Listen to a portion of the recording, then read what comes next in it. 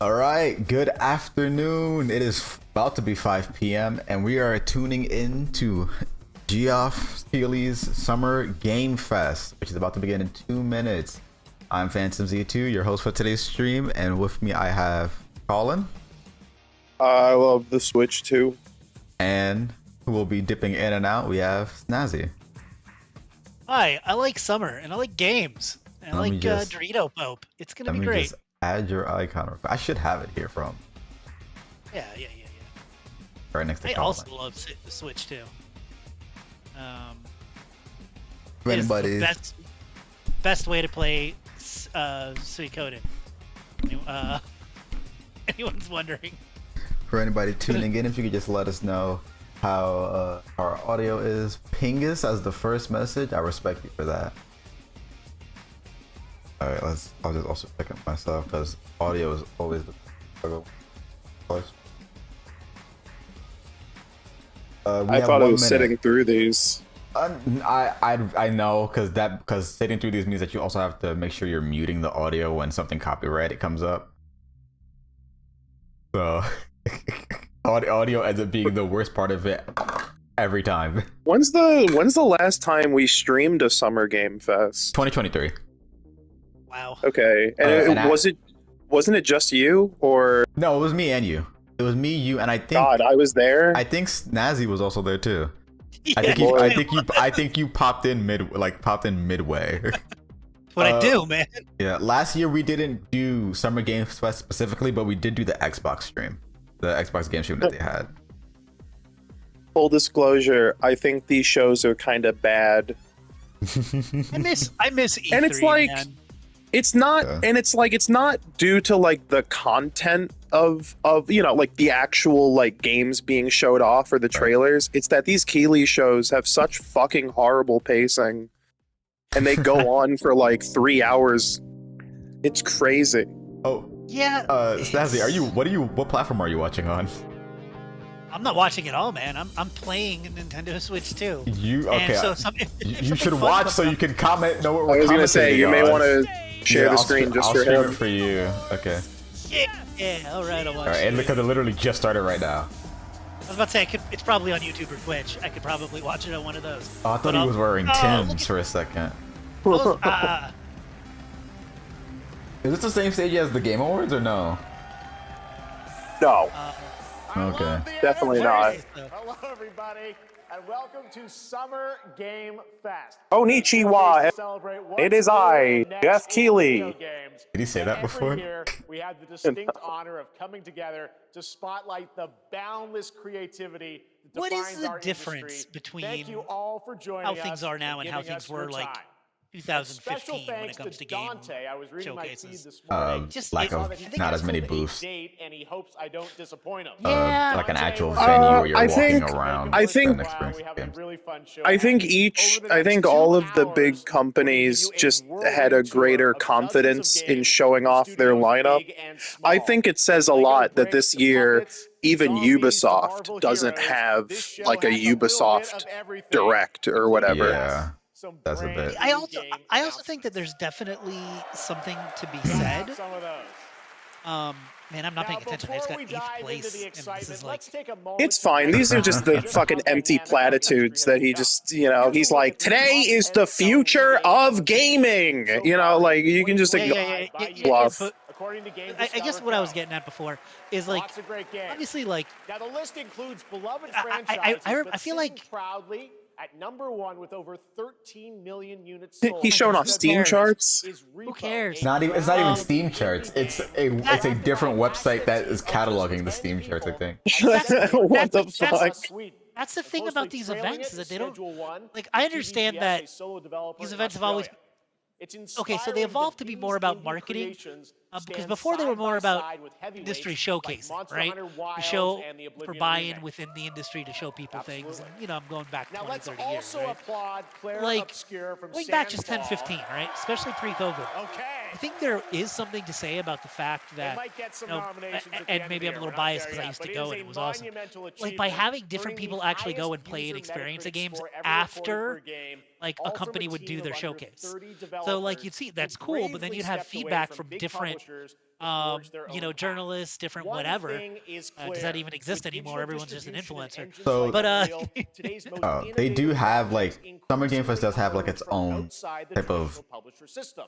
And that's booth something to environment celebrate. where they But have with publishers more like than actually do have like this demo kiosk 18,000 set, games but I released believe on that Steam just that last area year, is way more than smaller than double what from like you know 2020. yeah, the because the it entire used to E3 be event. like Is a whole thing. discovery. Yeah. And that's I think that precisely stuff why is events like capitulated Summer by the Game fact though Fest, that there's like partner way showcases more happening all kind of weekend low long, key and initiatives gaming like the Steam Next Fest like are so press essential. like These conventions and events help such. remarkable Yep. games I don't really I want. agree. I mean, I don't want to call small PAX find like a their press audiences. convention, but And like hopefully every through major watching this company show, goes to you'll PAX, discover that your sort of next thing. favorite game. Yeah, it's So, yeah, it's a in different that environment, I guess. spirit, It's just let's it's kick weird. I things remember off with a like, game from an and maybe I'm independent just an old studio man yelling who at is clouds, thinking right? very But big. In I 2017, remember Yeah. being four developers Aren't you in your excited for 30s? like when AAA E3 would publishers roll to around. chart their own Now, course. like, Today, you know, they're a whenever this thriving happens, when the Game independent Awards studio happens, of it's like 30 it's super creators. whatever. And what you're about to see Yeah. is Like a it's Well, hard, as it's I hard to see. said, to what passion, I don't know. It's freedom, just I and think a it's small, just this dedicated team format of like, achieve. here's Let's take a everyone. look at our first new game announcement. You know, it's like just I feel like information overload. I feel like Geoff Keighley's real bad because it's these boring ass segments, and then it's like, here's 3 trailers, boring ass segment. Like, yeah, the pacing. Yeah. Sucks. All right, now a commercial for Samsung. But anyway, we have our first game trailer, so we should all zip lip. Okay, immediately gotta. Yeah. See, this is exactly what I'm talking Dude, about. Immediately, because I don't know if the fact that they put a title and all that stuff right there. Immediately, It's like okay, yeah, I know I have to immediately pranking us with copyrighted music. Gosh. Visually very sick though. It reminds me of it feels like a cross between like a FromSoft game and then also what was it that Scorn. Yeah, I'm getting major like FromSoft vibes, which I'm sure This is like quite intentional. Actually, this also feels like Street Your Parents with the killing animations. I like that. I have the auto captions on and it just displayed 2 question marks. It doesn't even know. It doesn't even know what to make of. Big fan of using guns in a third-person view in a medieval fantasy setting. I think that's fun. Yeah. It's a very Motherfucking blue shell. what I love is the this new supposed physics on this Mario Kart. to... Then what?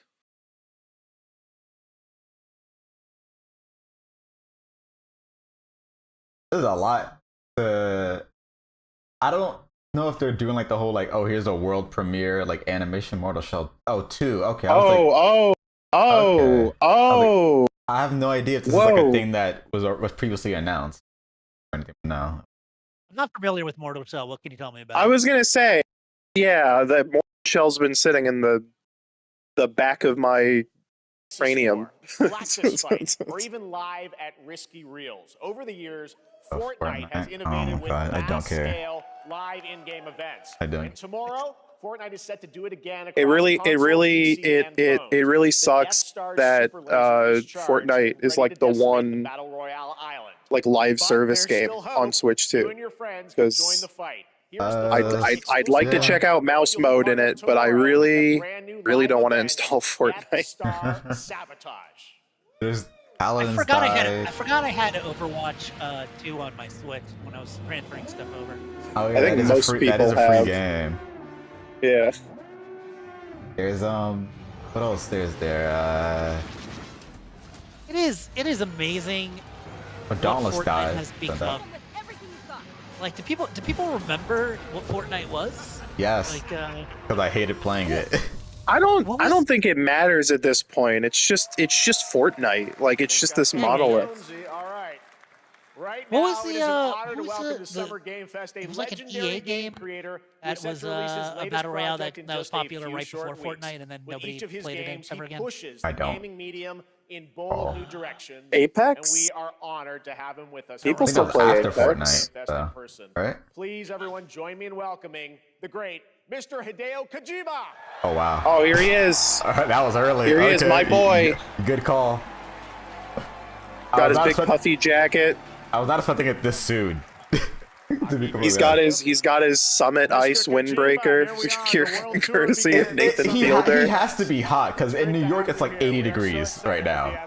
Like I imagine it must be crazy hot over there. He just put the jacket on. What do you hope players take away from Maybe they got super high air conditioning. His pockets are actually full of ice packs. Everyone experienced the pandemic. So I'm so excited for this game. Holy shit. Connection after we face the pandemic. So I want everyone you to think about that when you play this game.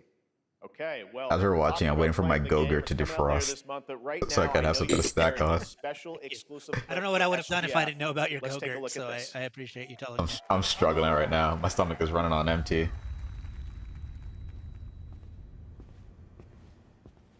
Doesn't this game come out like next week? Comes out the 21st, Oh, I okay. think. Very soon. Yeah. There's a lot of games coming. Oh. Especially after that. Is that not Matt Mercer? Oh god, he looks familiar. Game. I think it was at the Game Awards last. Welcome. Have a seat. Over here, please.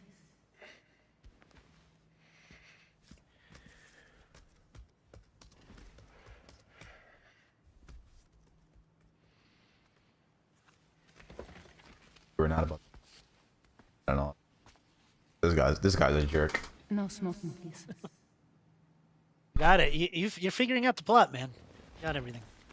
You can be right in this game. You're a certain type of dirt bag to be smoking inside of an area, no matter what. For living. Not anybody I know. Let's face us. I'm a porter.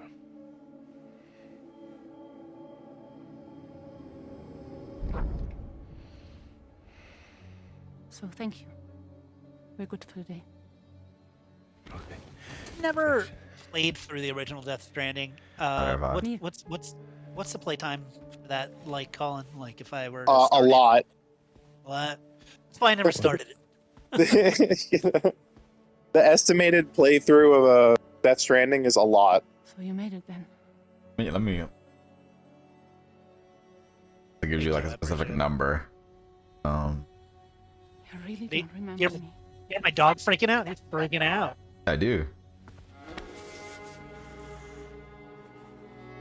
See, I haven't been actually following the trailers and coverage for this game because of the fact that I didn't play the original. So I kind of want to like, The car. even if I were to get informed about certain things, I knew I wouldn't necessarily get it. Yeah. Stop. Stop. Stop.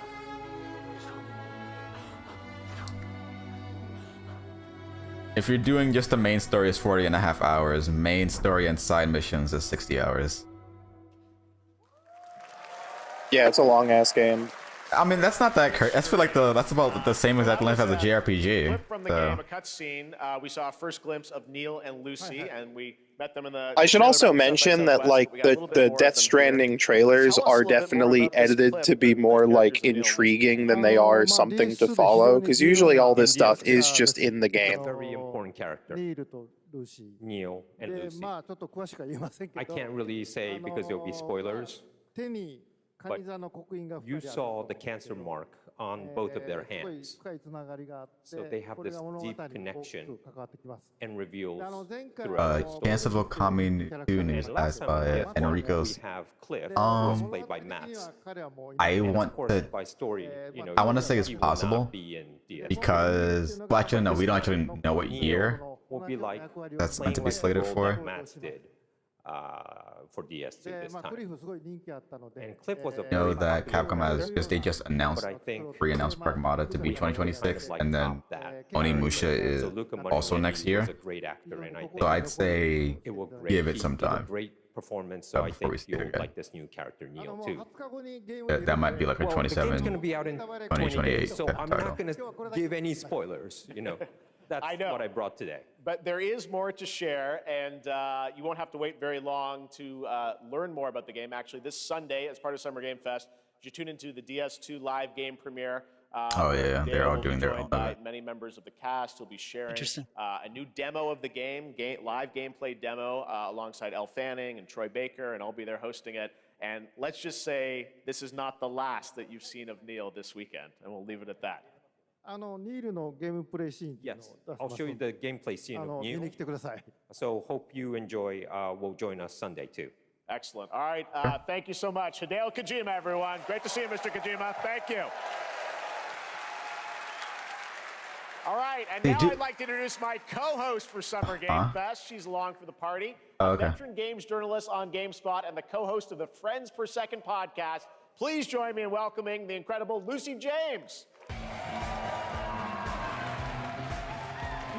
I feel like they haven't figured out the formula, which is terrible because it's been a long time that they've been Geoff, doing and this. hello, Are you for the Summer stream, you Game mean? Fest. I am so The excited presentation? to be here this The year. presentations, I Thank feel you like they're for having always me. like Now, we are No, honored to reveal Keighly an shows exciting new genuinely have project no from sense of Raw flow. Power Games. A It's new team like headquartered in Copenhagen, Denmark. I'm surprised he's Here you can introducing engage in a intense co-host combat, like fight for land, glory, after and legacy, already like and lead getting some massive into the armies show, Yeah, because I that's what I- thought it's that's usually what I like was- pre-show battles stuff or it's like narrated right at the by actor beginning, Tom like Hardy. literally like opening in with that, not a bit with already.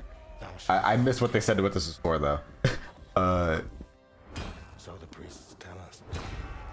So the Lord commands. Something about this presentation just feels very different. Like But ambition. I don't know if it's the stage that they have, because last year in 2023's felt bigger in terms of both audience and the stage itself, but this one feels smaller.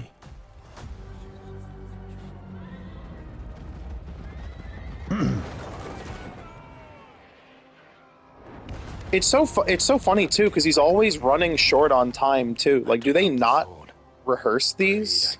Do they not rehearse the Game Awards? I Like, believe I want to say that they do, because I swear that Geoff has posted photos of the stage and like he'll caption it with like going through her rehearsals at the moment or something like that. So I'd have to imagine that he does. There is only death.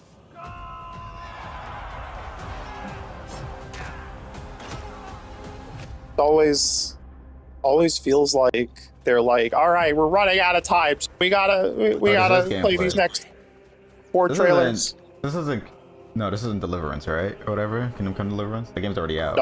No. I was just moving something, but I was gonna say this looks more like it's not Chronicles Mountain Banner, but it looks like Mountain Banner. Oh, I haven't played Chronicles one of those in Medieval like is not the craziest title. That was a very cool new project It's in a quite brutal generic. European medieval world. Now it's time to hang on to the edge of tomorrow. Sonic Racing Cross Worlds is a thrilling Nice. new entry. Okay. Oh. in the licensed Yeah. action games within the This is Sonic for franchise. me. This is for me. Yeah. Worlds and familiar faces to Sonic Racing, including surprise guest characters, being revealed here at SGF. Yeah, there it is. This got leaked super hard, but I'm still excited to see it in motion from them themselves. Oh, news. You see your trailer, all right? Oh, the Photos, characters got leaked? I have not been paying attention. there are guest characters that got leaked. I hope for it's this. Altered Beast. No. When you see it, you will be very surprised, or maybe confused. Probably. Yeah, of course. And if I said what I think, Is that it was Chunan, good. I think?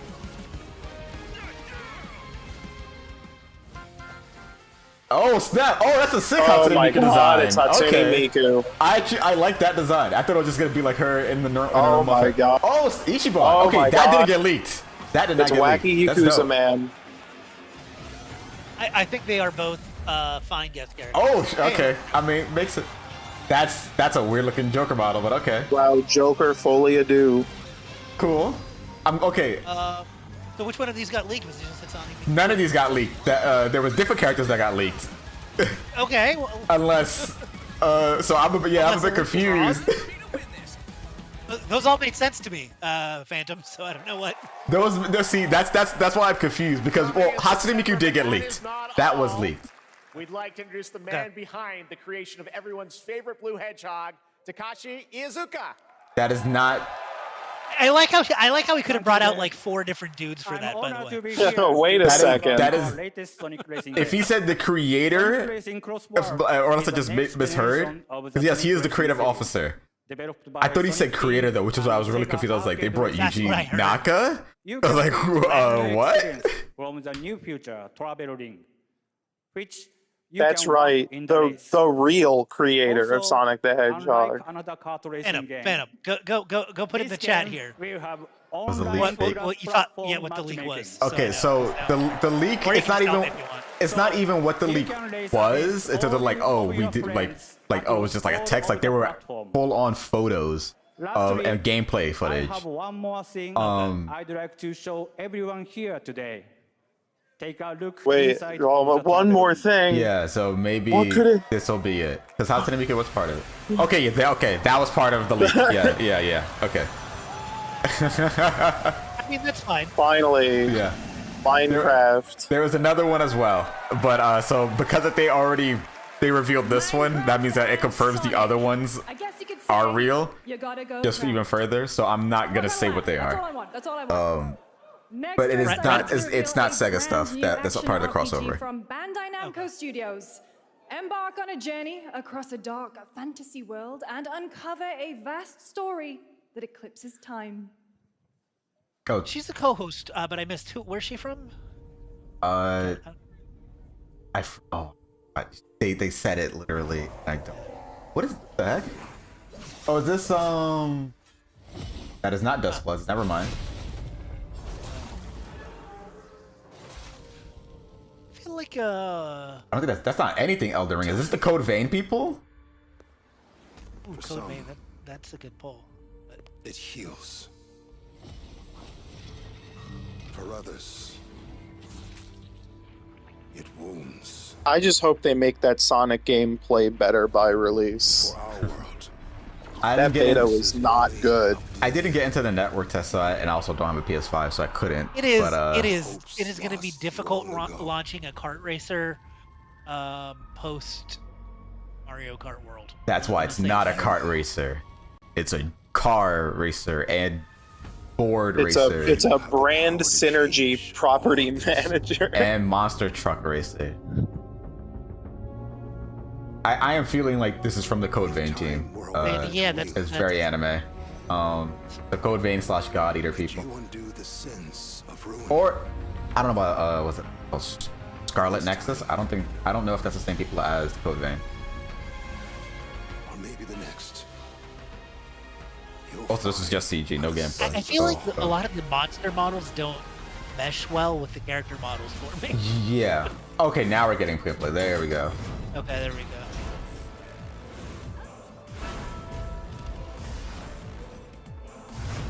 Interesting. I wonder if the idea is intended to be. Oh, okay, interesting. If it's gonna be like a co-op game you can play co-op, given that other girl that was there and in gameplay, or if it's just yeah, because then you have another character that's right there too. It feels like. Oh, it is Code Vein. Okay, yeah, cool. Code Vein 2. Yeah, once you said that, that's why I said it was a good pull. I'm like, yeah, I think that's looks a lot like freaking Code Vein. So cool. Hope this next reveal is epic.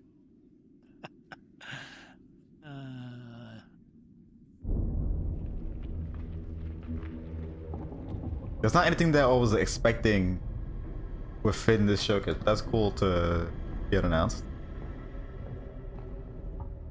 Oh, is this the what's his name? I don't know his name, but the Last Guardian? Oh, Oh, Team Eco. Yes. Because it was announced that the Game Awards that they were making. Oh, I hear myself. Also, no, I think this is from the Little Nightmare. Oh. Oh no, this is the Team Ico. Oh, it is? Okay. Because Yeah, it yeah. said section 9. That's them, Or right? Eco. Yeah. Gotcha. I was trying to. A lot of people were expecting that we wouldn't see this game for a while, so if we're seeing this game again more recent, that's hopefully a good sign because it's 2026. Oh no, okay. wait. Oh, that wasn't them? Everyone's sending me fucking misinformation. Yes, it is the Little Nightmares team. Jesus Christ. Action adventure game coming in I can't even believe the people I asked. We'll step into the black and white world of rubber hose animation. Oh, mouse. PI for hire. Oh yeah, Ev tweeted about that earlier. And published by PlaySide, releasing Okay, later this I year. saw the Here's a leaked quick new look at the game and the roster reveal of a of familiar characters, voice. and it's pretty funny. There's something rotten at the heart of Mouseburg. Crooks beware. Alright, okay, let's hear. Dope. Detectives in the house. There are those who have been the city. The more I see this game, the more interested I get. These guys are fake cheese wheels. It looks great. Those Yeah. who do anything to save it.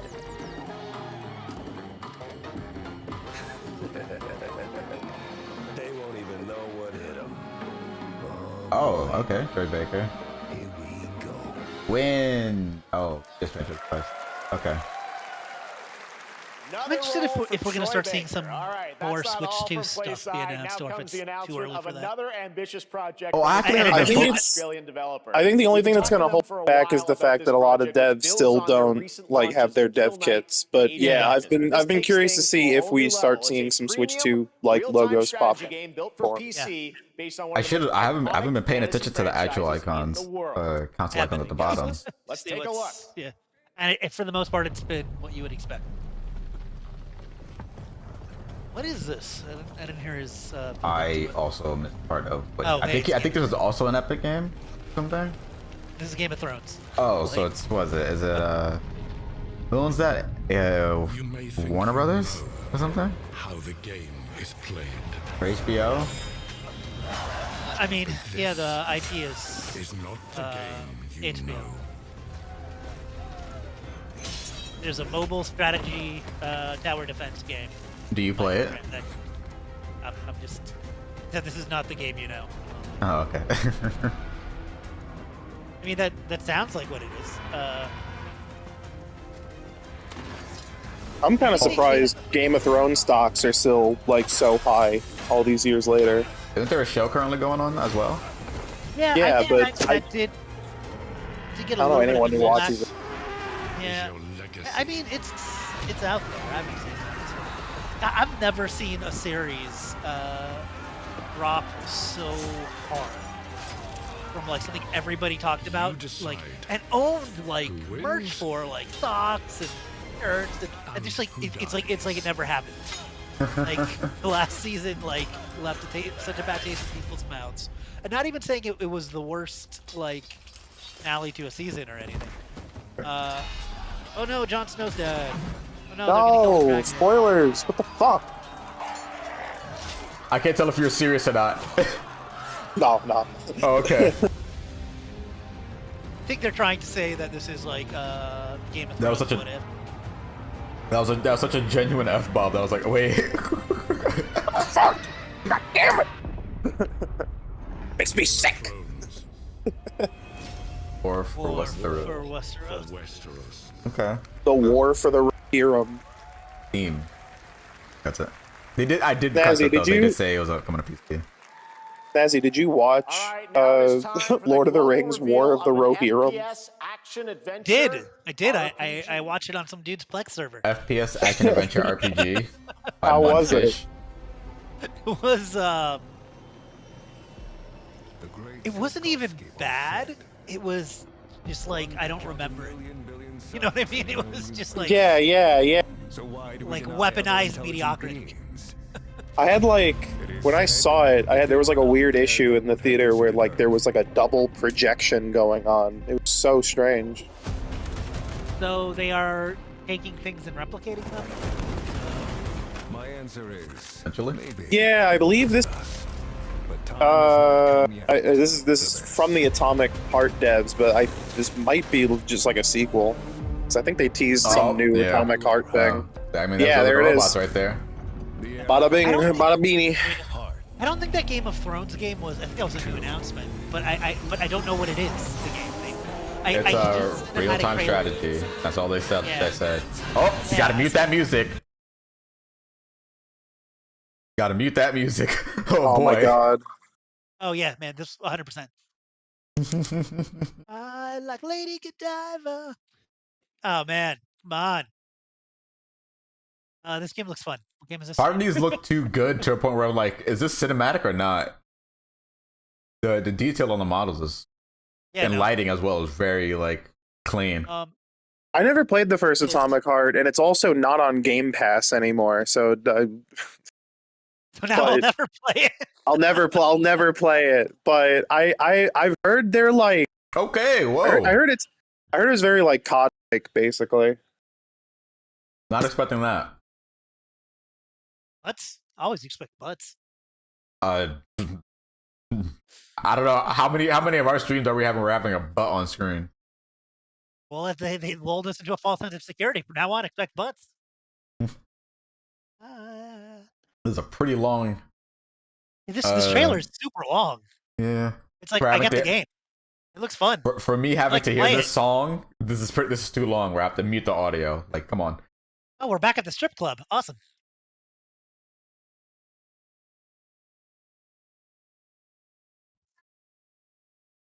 I like the robot strippers. It's like they took the wrong To lesson be from X. to be fair, given how weird the development for Atomic Heart 1 was, it's kind of crazy they like committed to a sequel. Because the first Atomic Heart was like a mock-up demo, and then like it was made by students or something, and then it was like those students funded a company, but then it like reshifted like 3 times, and the game had to like restart a bunch of times. They're announcing something I think else it looked. as well. I think it looked pretty good.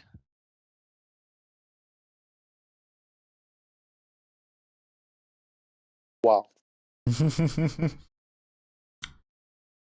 A giant.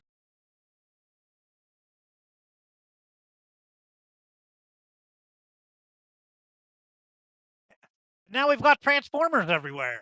Because I don't know anything about Atomic Heart, I would have no idea if this is also related to like Atomic Heart or 1 or something. But just like as your description of the fact that what they've been doing, the fact that they'd be doing Atomic Heart 2 and then this brand new game seemingly is pretty crazy. What if the cube didn't like revealed itself? All I know about Atomic Heart is that I know I've seen the trailer for the only first just started to see it. I think. Well, I've seen people talking about the. interesting. Oh, let me try. And I thought the same about the first one, but I think this one is What? very polished. What is going on here?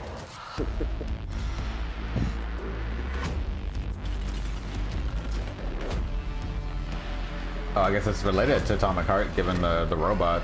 Yeah. Yeah, it's the same. Okay, relax. The Q Like a trademark. multiplayer Atomic Universe. Oh. Yeah, I guess it's a multiplayer game. That does look kind of sick. I do love first-person shooters where the environments are fucked up and like mind-bending. Yeah, exactly. Yeah, unlike everything else we've seen here, it's not a gothic medieval fantasy world. Let's jump into the Yeah, it's not this whatever this shit is. Yeah. Nice guys. Nice. Happy to see this. With multiplayer This game does look good. You can pick between 15 Marvel characters. I got it. But so far, Marvel's like doing pretty good with games that aren't just single player games right now. Yeah. No, absolutely. I gotta unfortunately hand it to them. Hey, Rocket Raccoon. Rocket I was Shield, about to say nice. there's gonna be a Hulk. Okay, let's. I think this game's coming out winter. They said there was. They gave a number for characters. Is it like 14? I do not recall a specific number. I think I don't recall, so but I far believe it's they did been 7 revealed. So this would be 9, or like 9 or 8 characters revealed so far, something like that. I dig that they have the Sentinels from like that look a lot like the 80s. Oh, something else. Okay, good. Oh, this is. Oh my world. What? Oh, Onimusha. Okay, that's like a weird, like just cut in without no. Yeah. I'm with you. Yeah, they do this all the time in the Yeah. Keighly shows. There's Yeah, they just go from one trailer to the next. Like, I don't like when they do that. This environment looks no, really yeah, cool. it feels tiring. I feel like I just watched the Atomic Heart like 5-minute extravaganza, but no, an entire trailer has passed since It's the then. pacing, man. The pacing is Yeah, it's awful. It's like, and then you're like bored for stretches because like, what are they? They're just there on stage talking about nothing. Well, yeah, because my dopamine receptors have been fried. Like, Yeah. You know, after all of these years, when it comes to stream presentations, and I'm not saying this because like I'm a Nintendo fanboy or a Nintendo fan or whatever, but like no, nobody's- straight up, Nintendo's the only one that gets it. Yeah, exactly. Straight up. I will say the recent State of Plays have been Tony's better at Yes, it. They've gotten absolutely. a lot better at it. Yeah. 110%. The most recent, we should have streamed it. The most recent State of Play was excellent. It was Their best. That's a fucking ever. show. That was a fantastic show. God, I wanted to play every single video game. The only thing about the State of Play is I felt like it needed a stronger, like maybe first party closer, like at God of War Metroidvania that's been rumored and teased a little bit. I mean, we got Yeah, but that's Sony's problem, not ours.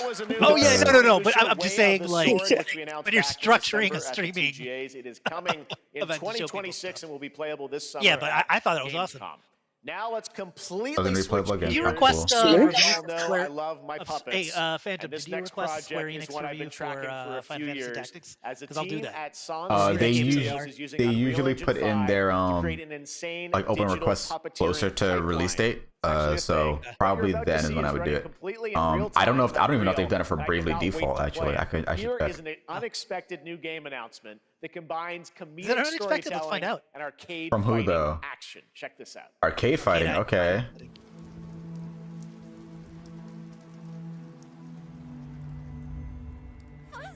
Okay. Interesting.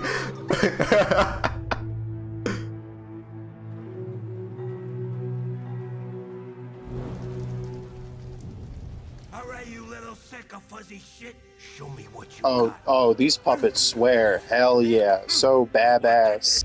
If you're gonna be champ, we gotta transform you. Why Remember are that you terrible even murder here? mystery with not Muppets? What was it My Neighbor or something like that? My dad. Your Friendly Neighbor? Is that what you're talking about? No. It was a Apologies, movie. I'm talking about. Oh, you're talking about a No, movie. I thought you were that- talking about a game. Oh. The Oh, movie. no. It's just swearing Muppets remind me of that. Attaboy. These Muppets look not Muppets, my bad. Puppets look really good. Red crap burnt toast, car blow. Like incredibly good. I've been taking dumps in there all day. I looked up terrible adult puppet movie and Happy Time Murders came up. Great. Yeah, there you go. There. Good job, Google.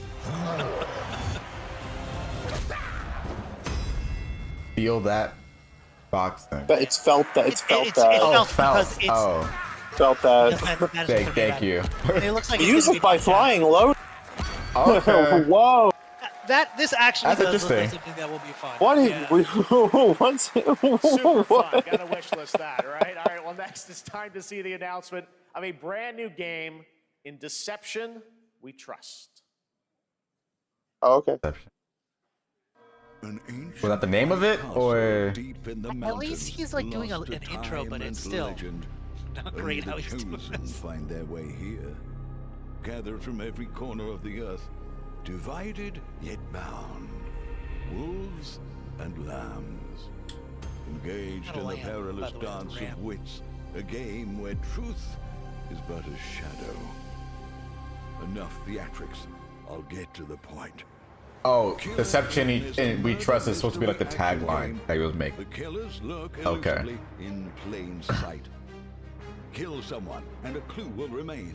Hair, fingerprints, blood, clothes. The lambs scramble to find clues, one step closer to unmasking the culprits. Who This is would guilty? fucking rock if I knew Light. more Wolves than win by killing like every 30 lamb. people would play it. Lambs win by booting out every wolf. I mean, once Such again, simple a rules, a lamb but there's so much more to this is game not of a ram. murderous mystery. A ram is Complete an quest adult- to level up by items adult with the male gold you earn. I feel Jeez, conflicted. right? Like- Conflicted, 'cause, like- blow up opponents, poison others, place traps, discover what They're- it is. they're- There's getting- a wolf. It's killing not to your My bad, taste. go ahead. Then you'd better escape the castle. There's aspects of this Genuinely- trailer. Genuinely, what do we three have to do to bring back the ship to modern platforms? Like, what? Oh, deception we trust is Your invitation awaits. Square Enix. I'm just saying, you get an adult ass ram, one-on-one versus a That wolf. was I'm Killer still in a giving 24-player even money multiplayer to an game adult from healthy Square ram. Enix where you But, like, compete just the in a game of iconography life or there death needs work. That's using all I'm saying. social deduction skills to win. All right, it's hard to believe this next game was first announced at TGA in That 2021. game had like Though really it's good been a music in the while, their background. recent I feel like the tech entire tests thing proved being some things narrated are was a definitely worth the deficit. wait. I'm of course Is that talking like, about Arc is it Raiders. like, This is one of the most anticipated games I'll be honest, of I the wasn't year, paying attention and we're to excited it. to share Was it a like new trailer which will tell you more asynchronous about in the the fact mystery that the surrounding wolves and the world of Speranza and the wolves are hunters long-awaited and the launch lambs are date hiding? coming Like, I think later this so. year. For them? From Or it's like Embark a Studios, yeah, I think here's the I don't know if it's like a who done it or if it's just like you're capturing the killer. Something like that. Okay. But it's murder mystery 24 players. Now, Arc Raiders, you said was at a previous TGA. I do not recall anything about it or even the name. Breathe. Let your body settle into a slower rhythm. I believe this is supposed to be like an extraction shooter, maybe. Really? I would not have imagined. You don't have to walk this I believe path they alone. use the word extraction right now, actually. Oh, well. Surround yourself with There's more friends. cinematic trailer made me think it was like a single player game. Dog, all of these trailers are cinematic. Every video game has an epic pre-rendered Most of them cinematic have trailer. been. That is true.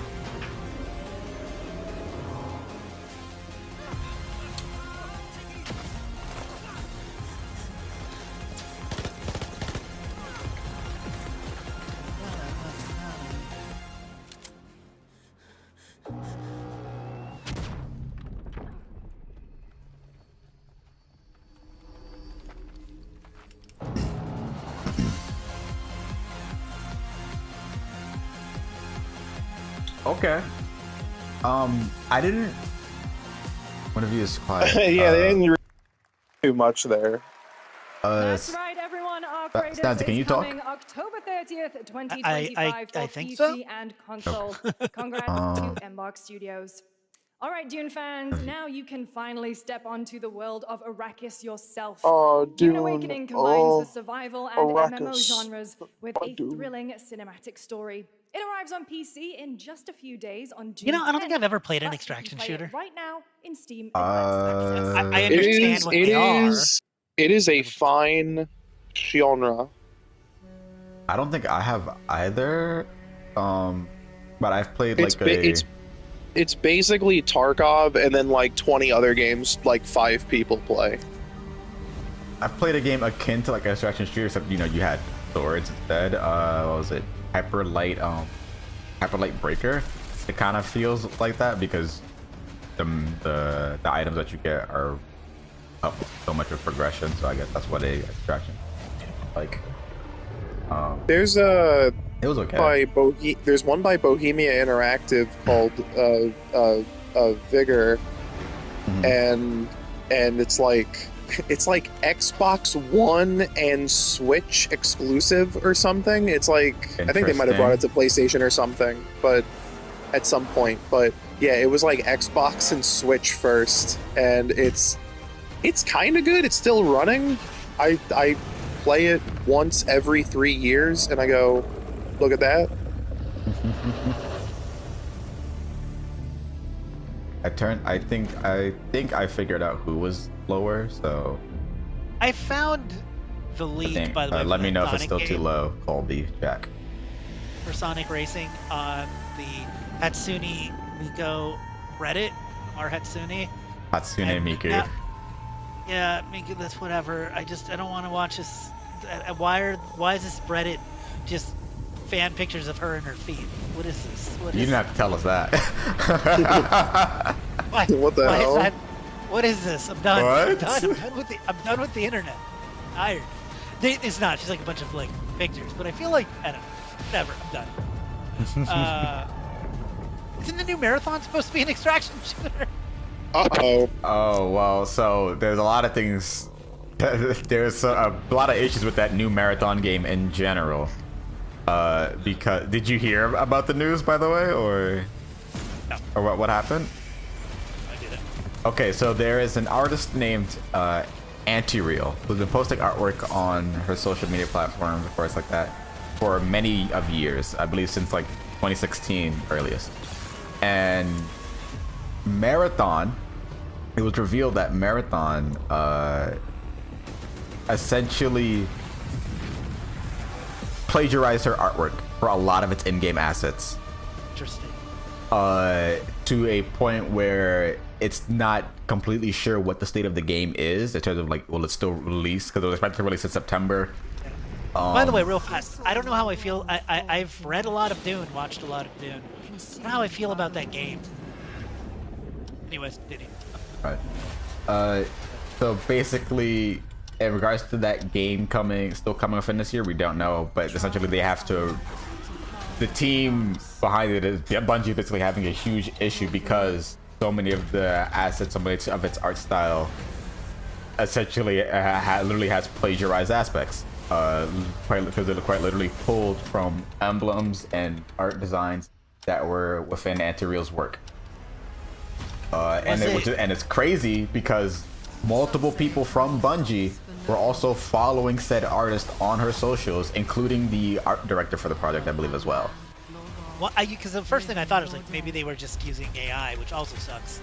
Could explain why things got pulled. No, that sounds like just straight plagiarism. If it was AI, it would be like the symbols that were there would have like more of a like a potential blurring to them. Right. Whereas this is more like a recombination of yeah. Except like no, these were like spot on, like so, as if like they were just literally taken. Because they were. That is awful. Why wouldn't you just pay somebody, man? Chrono Odyssey. Very strange looking Chrono Trigger remake. TBH. That is another game that looks very similar to, like, I don't know, just like art style. Well, what is this? I have no idea what the hell this is. Dig this one. Dig this. This looks like part of me worries that this is like a MMO or like a mobile game type of thing. Like, is it Wuthering Waves actually? Is this Wuthering Waves? It definitely has like those Genshin character design aspects. Yeah, it really does. Style. It really does. I just like anything where people are running dragons, fighting dragons, like dragons mean. I need to go back actually and rewatch that Doom trailer. We were talking to it through it, and I wasn't really paying attention. But I am a little interested in it. Like I am somebody that has read Dune books. You know, the first 4, and then I'm like, that's enough. It is Wuthering Waves. It is. I was right. Yep. You've been pretty good. These games look alike. Yeah. Oh, this game. We saw this at I believe either a Nintendo Direct or Indie World. Last year? I will. You give me Metroidvania with an interesting art style, and I will play it. That's all there's to it. This looks really cool. It looks really good.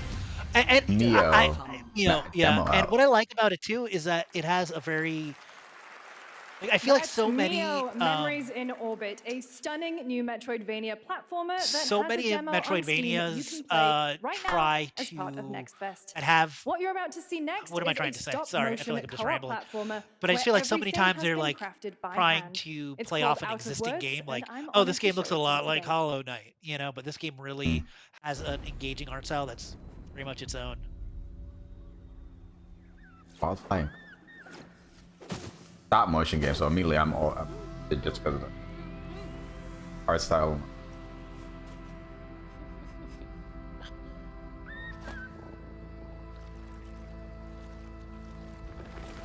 Is there of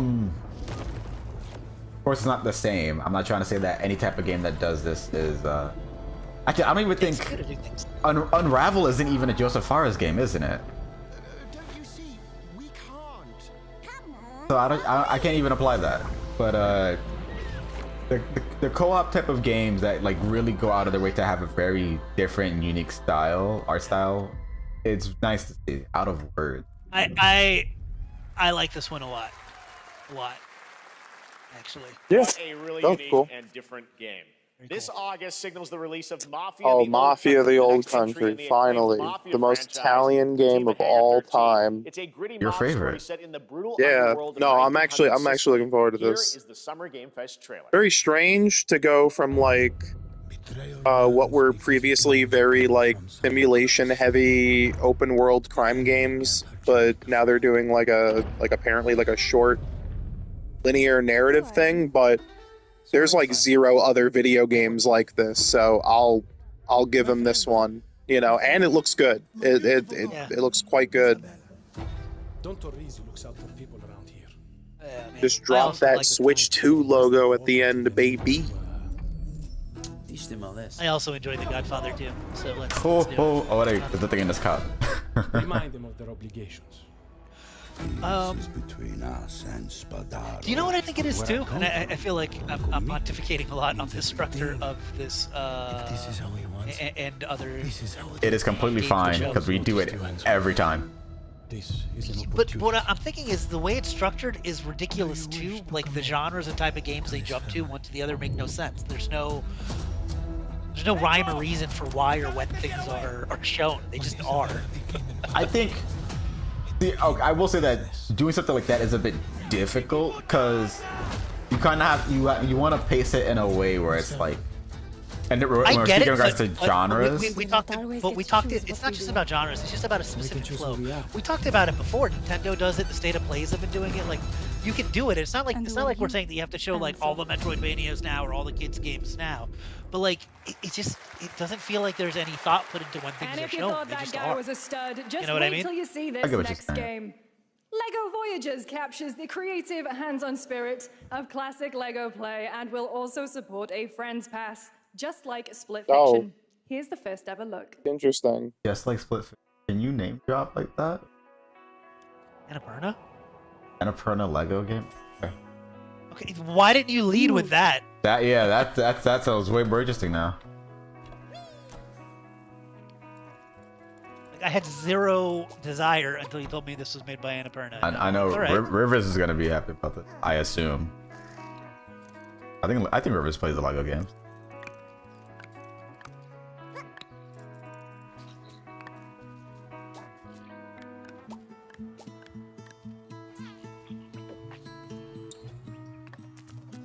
The vibes Yes, from of the this, same devs. Go ahead. Cute. Very similar style. Wait, you said the same devs of what? Same Oh, devs yeah. as Builder's Journey.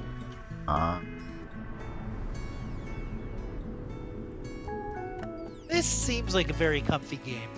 Yeah, the music is pulling me in a lot. This is a game I would love on Switch too, by the way. Speaking of things from Switch too, just kind of pull out and play, sometimes. Especially with it being a co-op game. Yep. Something like this I would actually like to play as well. Also, the color It's scheme on Switch, of the though. two Legos. It's on Switch. Give us some Switch 2 versions, man. For you. Hello, Summer Game Fest. I'm Carolyn Lawrence, Hello. voice actor for a few familiar faces you might have grown up with on Nickelodeon. Oh, okay. Some with squirrel suits, thank you. Some with science smarts, and some with serious attitude. Nickelodeon has always been about wild worlds Squirrel and suits? weirder Oh. characters. And while I'm mostly sworn to secrecy today, I am thrilled to have a hand in revealing something that brings a lot of those characters together like never before. I hope you enjoy the first look at Nicktoons and the Dice of Destiny. And the Dial of What? Destiny, the What? new That- Indiana Jones movie. That's a hard title. Okay. And the Dice of Destiny. Okay. Oh man, I love how Nickelodeon always throws the 80s Ninja Barely Turtles into crossovers too. They will 100% be in this. That's Timmy's voice. Most awesome, most totally radical team of adventurers the land had ever seen. They alone would be able to. Oh god. Yeah. This trailer is not. Oh, because it looks like. Oh this. wow, Okay. this game looks amazing. I'm glad there was that much build up to it. Wow. They only showed SpongeBob. That's all you showed. Oh my god. What? Whoa! What? That was a really God. fast and Dude, bad this is trailer. like that's like a perfect example of these fucking shows. You have a voice actor come out, they talk for like 3 minutes, and then you see a cinematic trailer that's like 50 seconds long and completely like it's like what is going on? And then just right to the next thing. No, that was incredibly jarring. Just a completely different video game mere seconds later. This is Liza P. Okay. That was a wow. That was really bad. That was amazing. I'm glad I tuned in to watch this with you guys. Excuse me. This is cool, though.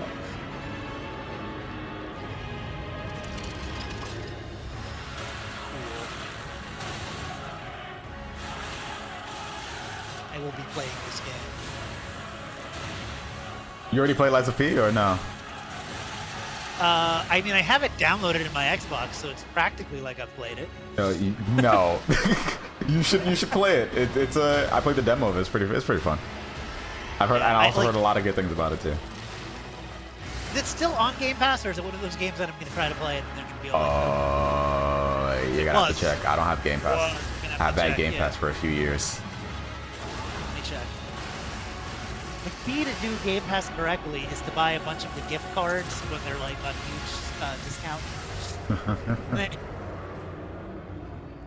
Then you're only paying like $50 a year or whatever. Available today. Okay, cool. Oh, nice.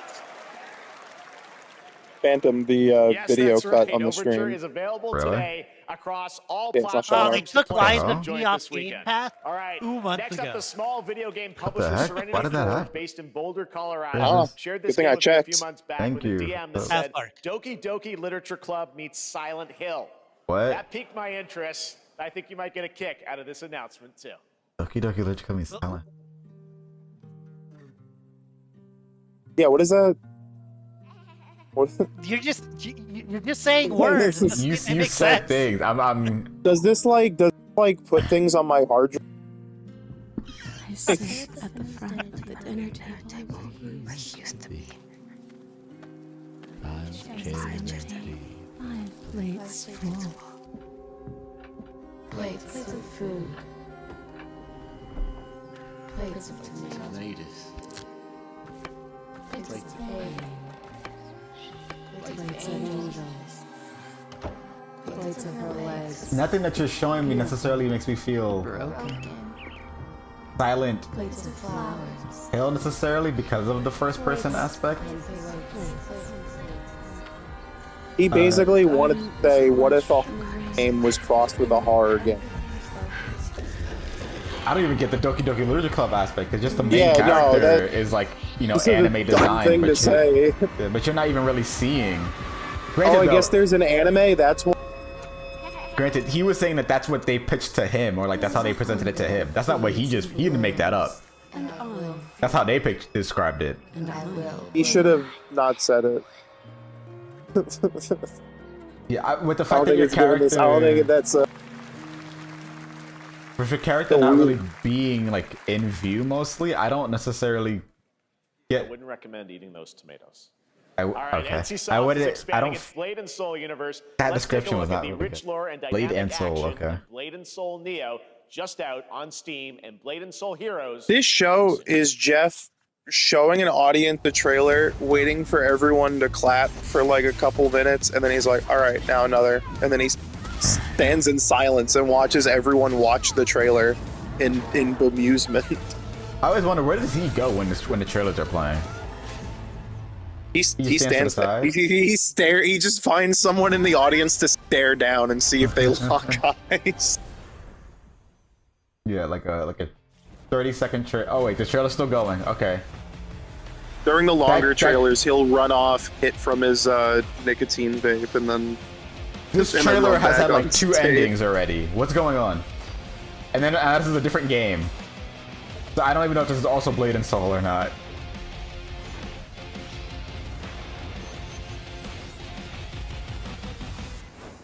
Okay, it is. That was 2 different games. Gotcha.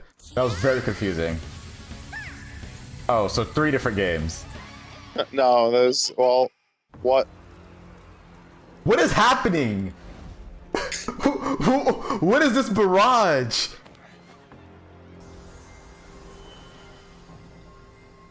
Seriously, they have to have some kind of like buffer or something in between these trailers. Like that's One Punch Man.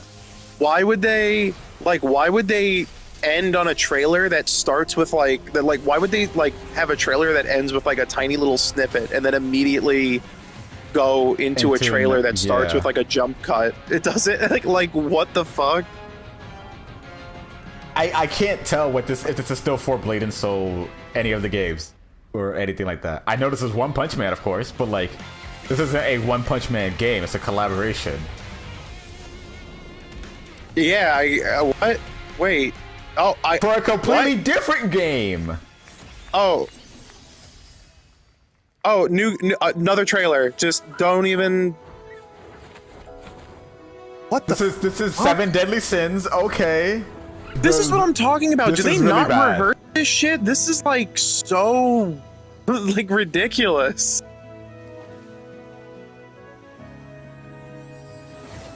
Damn. This is easily the worst. I think out of every like SGF and Game Awards that I've watched and that we've watched, this segment right here is easily the worst.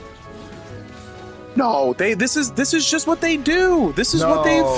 No. I think there are some where it's like, oh, here's like a commercial. Here's a game trailer. Then here's a commercial. Now I'm gonna talk for a bit. Here's a game trailer, and now also here's a commercial, and then now back to full on game trailer. Right? That's always been here, and that's been bad always. I think what makes this worst is because you are showing like 5 back-to-back games that look similar. These games almost like you can tell differently because of the art style and like if you know the IP already, sure. But because so many of these games also get collaborations, like we just saw with the One Punch Man, that game that's getting a One Punch Man collaboration also looked near similar to the Blade and Soul game that came before it. And then the Blade and Soul game was actually 2 different video game trailers back to back. What did I miss besides One Punch Man? Like and now we're getting a sizzle reel. Like this is the game they just showed. I gotta remember what it like there whatever it was either the SGF or the TGAs. I think it was SGF, but it was like one where they had like just like 3 games with completely different art styles and like tones, like back to back to back, and it just was like they went from like fucking it was like 5 minutes of 2 devs talking about their impassioned like climbing indie project, and then it's like you watch like the slow emotionally moving trailer, and then Geoff Keighley's all right, and now the beat game trailer. It's like just shit like that. If you're lucky, he'll say that. If not, it'll just go into that trailer. Yeah. Like, am I still watching the same game? And then I don't know. Here's a sizzle reel for an event that happened like 2 days ago. Game Awards is the best though. This is straight Jurassic Park or Jurassic World. Unleashed genetic Not like power A Dynasty. across Well, yeah, because continents. obviously they're Now doing the gold. it is up to us. One Punch Man was there because it's collaborating with a game. That's it. That's all I can explain to you. Within this chaos. Asked by Chiag. I don't know how to pronounce your name. Chia. Yeah. Find a way. What? Well, that's cute that the T-Rexes look like the T-Rex from the Lost World. I'm just gonna mute that real quick, just in case. That one part I will mute. Here's the thing about the Jurassic World evolution games. Uh-huh. They are awesome to play after they've been out 3 years, and there's a million mods out for them. I watched a friend play one, and I didn't necessarily. I'm not a person that likes sim games, so there was no way that I would really get the interest from watching somebody. I'm Celia from Yacht Club Games. Ooh, Yacht Club. Let's go. Okay. 10 years ago, we're we Twitter broke new mutuals, so I ground with feel our like she's first an game, actual Shovel friend. Knight. No. Hello, everyone. Today we're announcing Shovel Knight for Switch 2. Goodbye. Good night. Yes, Mina. I was in the shower thinking about. I wonder when they'll show Mina the Hollower again. I was literally thinking about that today. I'm so happy about Thrilling it. adventure that it blends intense combat, free roaming exploration. When you're done here, you should check out our interview with the director of Mina the Hollower. I'll link it afterwards. That game, I feel like it came out 2 years ago. Even A decade ago, we unearthed a when was it groundbreaking announced? legend. This year, 2020. I think we were still in pandemic. Maybe. Yeah. Yes, we were. I think we were still in pandemic, just coming out of it, and G4 just came back. That's a problem with a lot of these indie studios. Is that, and I mean, I get it. They're indie studios. At some point, you have to release games. Well, they have been doing other stuff because with the Shovel Knight dig. And Shovel Knight in particular, like, had so much support for so long, you know.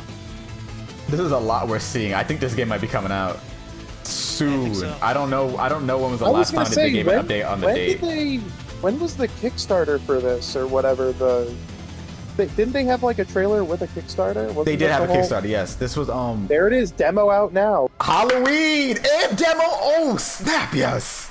Oh my god. That's the best announcement so far. This is a special one. Our next game comes from a well-known developer that has done. Yeah. Kyle Bossman, everyone. Okay, that was. Kyle Bossman. All right. Now we're gonna know who the guest character in Smash is. It's Geoff. Oh. Hey, Jeffy. If Is this Cyberpunk? you're reading this, it means 3 things. Kickstarter was Number 2022. 1, you're killing it at the fest with your oodles of totally natural charisma.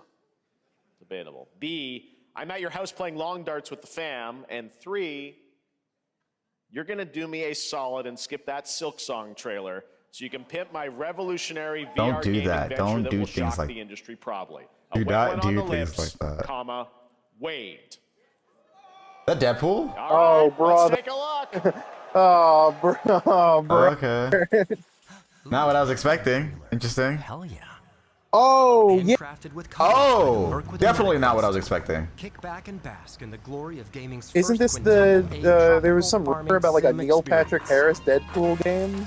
I was not aware of that. Meeting that. This would be that though. Gosh, I'm so sick and tired. You know, people, you have co-streamers. You have like official co-streamers for your events. Please stop putting licensed music.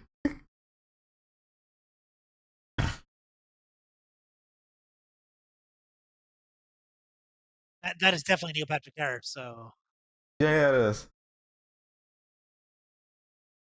Oh yeah, without a doubt.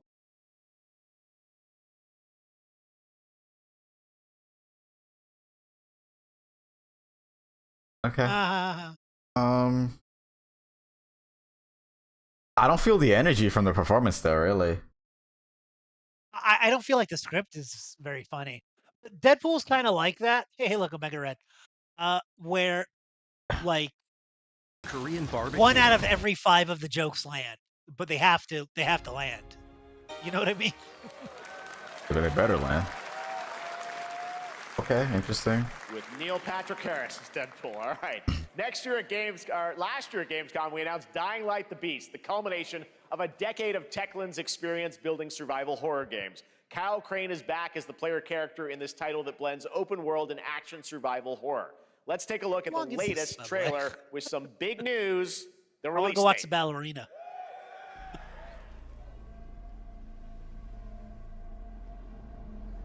I think this is supposed to be like 2 hours. Or at least I'm hoping it's 2 hours.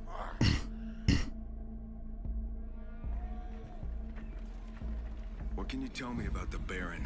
He's a narcissistic sociopath. He's experimenting on humans like they're lab rats.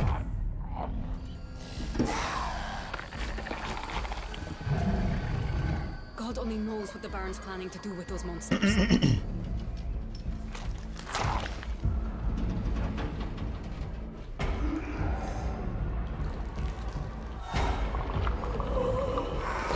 I missed what this was. Oh, also, did I turn? Okay, I did turn the audio back on. I didn't catch what this was for. Or the developer or anything like that. Oh, Techland. Oh, that's right, Dying Light, the Beast, or whatever it's called. Yeah.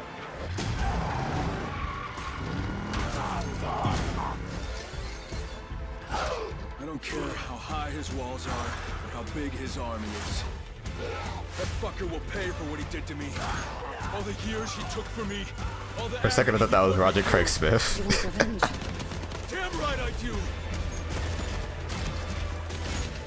Never played any of these games. I have a friend who really likes it, and they really want me to play it, but I don't own it, so I can't. I may have actually, like, on Steam, played a Dying Light game. August 22nd.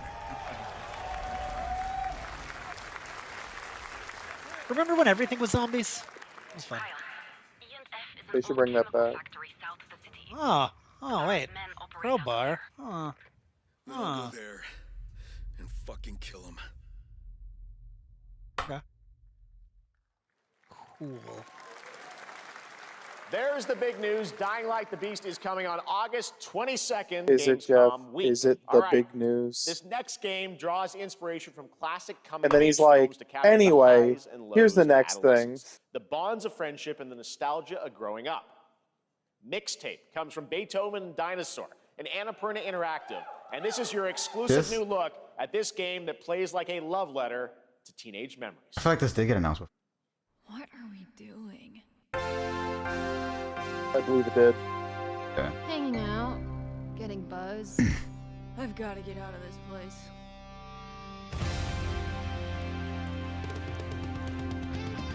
Oh yeah, I think I remember actually liking what I saw from the One of these first trailer that they days, had. you know what I'm gonna do is I'm gonna watch this with somebody like my wife or somebody that's like a normie that's not like that plays video games but doesn't follow any of this shit. Right. Because like it's got to be a weird ass experience. Probably, yeah. Oh, to watch a summer game fest with someone who isn't like a casual gamer. Like no other. Yeah, who's just like I occasionally play big games. Yeah, they'd probably find this really tiring and obnoxious. One last night together before I'm gonna do that next time. Next event, I'm gonna stream it with my wife. Let's see what happens. Are you gonna watch the Game Awards with your wife? this good. Yeah, it's gonna be great. one hell of a night. I think it says a lot that Oh, they'll let me open up like the let me chat just for mute these like that. streams. I think it says a lot that you'll up like the chat for these streams and you just see like GTA 6 when like 700 times over. Or just like people who just like don't give a shit about any game that isn't like a big AAA game. Oh, trailer. I trust you have seen it. Oh, no, fine.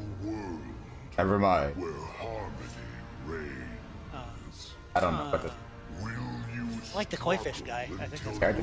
Last fleeting moment. Your destinies are sealed. There is no escaping them. Did Colin, did you get a screen protector for your That's why Switch? we must end you. Right here. No, I'm just winging it. On your guard. This is gorgeous. Take this. Okay, looks pretty cool. I don't know if that went through, but I'm just. This is like a little bit like Yasha the Demon Blade, which is a game that just came out like a few months ago. Savor each moment. Now, get ready. Everyone, are you with me? When was it decided that red is health and blue is magic in video games? When was that decided? No matter what. I feel like Diablo is the thing that cemented that, but like, where did that really? Fight for a future filled with hope. Some games that there's a lot of games that don't do that though. So that's I don't know. Well, I'll make a video about it. We got to get back to the source on it. So. and the guardians of the sacred tree. All right, whatever. Bandai Namco. Okay. A beautiful game. That was the global announcement of Toa, a new roguelike from Bandai Namco and developer Brownies, a game drawing from classic Japanese art with a whimsical spin on Eastern mysticism. Next, we want to introduce you to a game made by a first-time solo developer in Bandung, Indonesia. With the help of 9 of his friends, he's built an intense action beat-em-up with brutal hand-to-hand combat make sure he's set in his hometown. very This well. is Very Acts carefully. of Blood. Acts of blood or axe? A weapon. They left me with nothing. No justice. No peace. Just names on the wall. Voice is low. The hunt isn't over. Music is cool.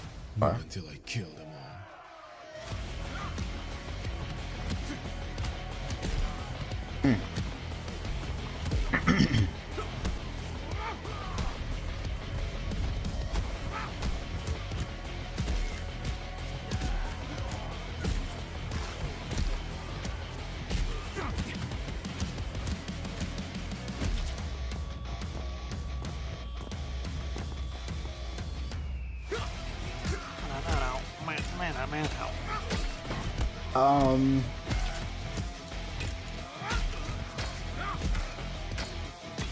Aspects of it do look fun. I will say that.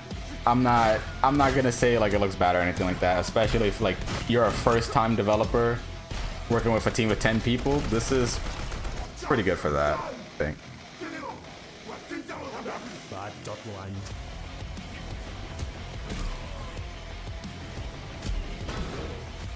Oh shit.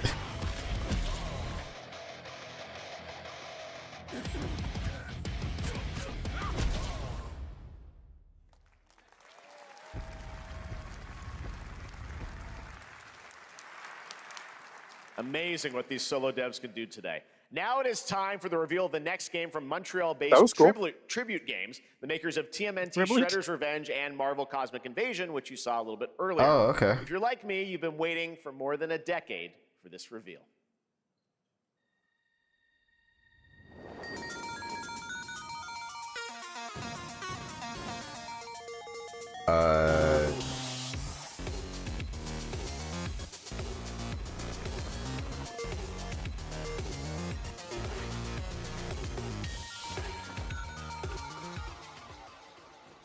Oh, okay. I was like, they said to Karate cut it. I was like, immediately, I'm curious. Scott Pilgrim game? A new Scott Pilgrim game for real? Oh my god! I forgot that they made this game. Oh my gosh! Wait, are we serious?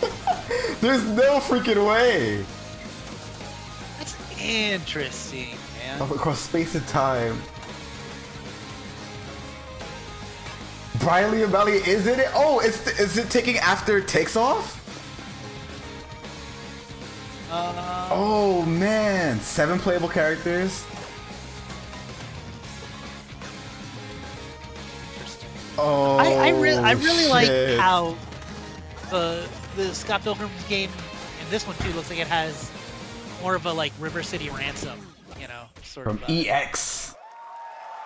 2026. I'm hyped. These interpretations of these characters are just so awesome. Oh my god. Battle through space-time in the streets of my hometown of Toronto with Scott, Ramona, and 5 of their former rivals in this online 4-player co-op adventure with a story written by Scott Pilgrim creator Brian Lee. Oh, it's written by him. Let's fucking But first, we go. have a very special message from Maggie who do you Robertson, think the 5 other TGA characters winner are? in 2021. It's probably gonna be Knives, Kim, Stephen Stills, Wallace.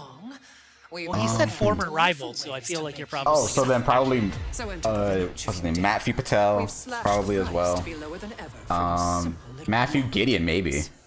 It really depends on if it's going after Takes Off, which it had the same writers from Takes Off. I think so.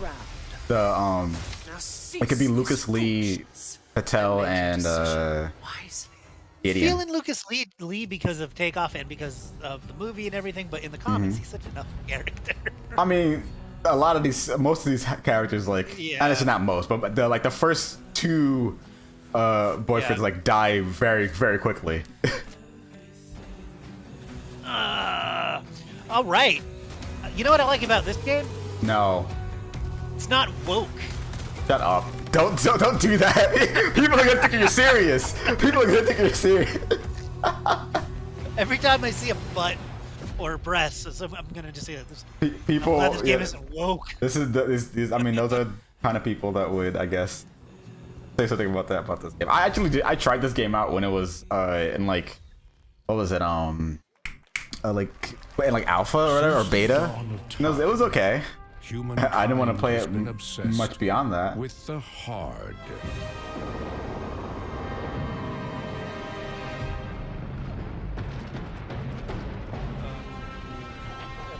2001, I get it. Get it. A glorious morning has dawned. I can't believe nobody's ever done a video game trailer like this before. On something that I feel like I've seen 3 in my life that are like this. Scum. Oh, muting that just in case. Was that a bird? Okay.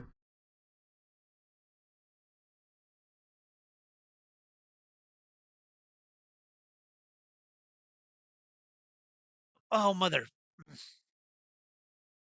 I never had the Switch OLED. So I feel like going from, I've never had like a Steam Deck or like the nicest handheld I've had has been the Switch. So the Switch 2 screen, I'm playing like the Messenger on it. Man, it's so much bigger and nicer. I gotta keep the fucking stream, the audio muted because they're playing this goddamn song.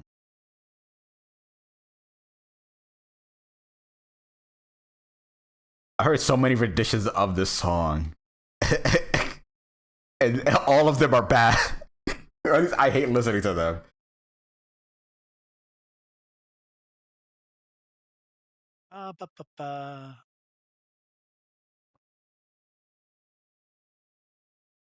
The mind's eyes. Goddamn.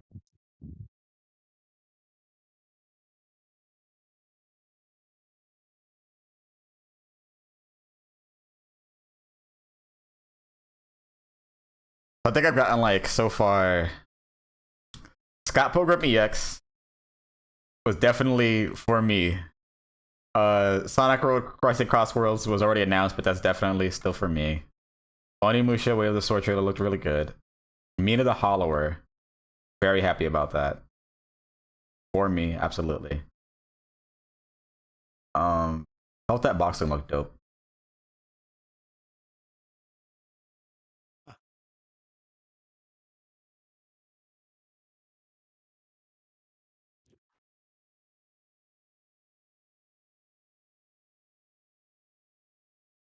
Oh, he might talk about James Bond because he was at State of Play when they announced James Bond.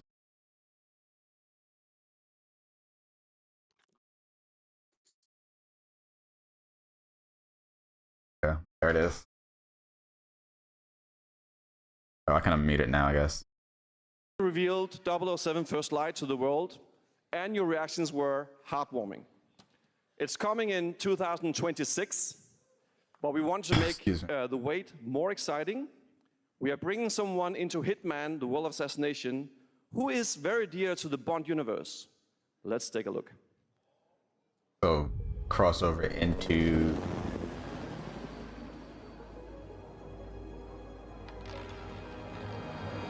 Your target is the elusive shadow banker, known only as Le Chiffre, a financial mastermind with suspected ties to the criminal underworld. He has arranged a high-stake poker game at the Casino Monarchique in Paris. Our clients have deemed this Interesting. How much do they have to pay somebody to use their likeness? Probably millions. Mr. Rengang. At least, Probably. I want to say at least like maybe minimum 5 million. That's what my guess be. I wonder if in some of their contracts that's in it in the movie. If we make a video game, we can use your face. Oh, that's probably, yeah, they probably do because they dress up already. Welcome to the VIP room here at the Casino Monarchique. Reaper. Unusual name. Names are for friends. Wouldn't you agree, Mr. Le Chiffre?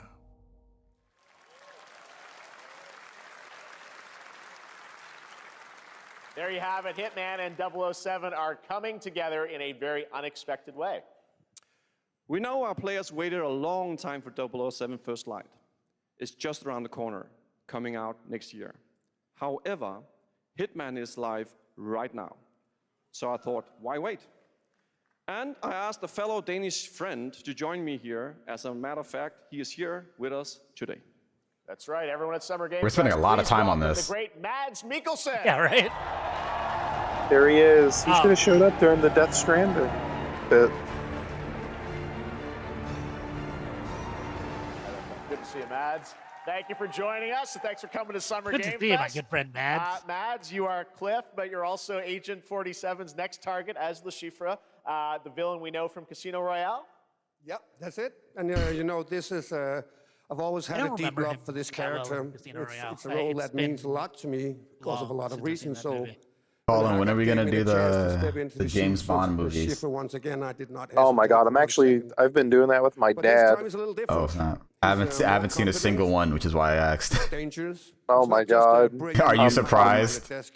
I'm currently in the Roger Moore era, which means it stinks. He doesn't outsource the violence anymore.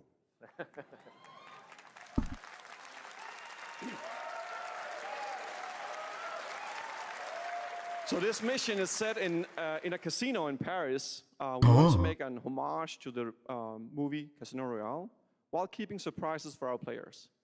James Bond and Agent 47 just to have a very different set of skills. answer something that was brought up earlier that I brought up earlier.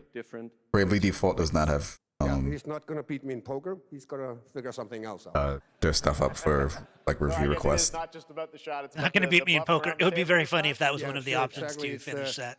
He beats me in poker. Two steps ahead of you. He reads you before you read him, so it's a little like bringing. Breaking news: Sonic Racing is $70. We built the mission to allow On Switch 2 or on everything except Switch 1, where it is 60. Wow. Yeah, I think here's the deal.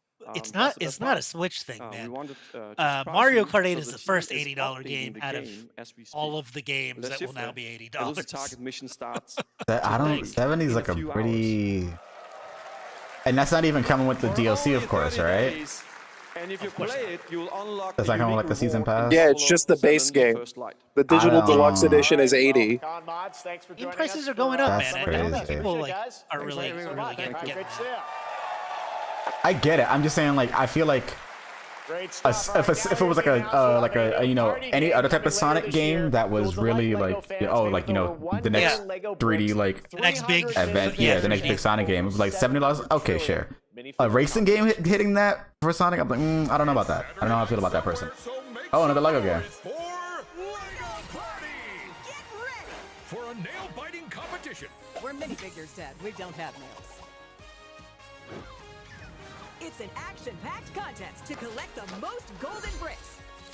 But will you be helped by friendly krakens? Okay. Going back to reading this stuff. Physical standard edition, yes, $60 Switch. Is there? I assume there's not gonna even be like an upgrade, right, for Switch 2? Because Sega's been super stingy with that. Yeah, I don't know. Doesn't read like it. It's actually more like 6. And there's a collector's edition by Limited Run, but that's, you know. Yeah. That's neither here nor there. Yeah, they say. I'm so happy that everybody started hating that we're like the original limited run haters. Yeah. Switch 2 at a later date with no upgrade path. Yeah, it just says Nintendo Switch 2 version, not even edition. What so it's the like, fuck? It's not gonna be out at launch. This is so shocking. I'm completely ignoring the fact there's a Lego Mario Party now. Yeah, I mean it looks cool. I need that. No date, but I need that. It's fun. Switch. Retail edition coming to PS5, Xbox, and the Switch. I've always been surprised that there haven't been more Mario Party ripoffs. To be honest with you. New look at a new team shooter from you ever played the Garfield one? Games, 20 players. I mean, they exist. Don't get me wrong. I'm just saying, like, there aren't more. Hoping to get their hands on the artifact. The game is called Wildgate, and the open beta starts next week during Steam Next Fest. And we're also very happy that's right. to Steam Next announce Fest is soon. the game will launch on July Like 24th next month, this coming Monday. PC, PlayStation 5, and Xbox. Let's see what it means to get into some serious space shenanigans. Space shenanigans.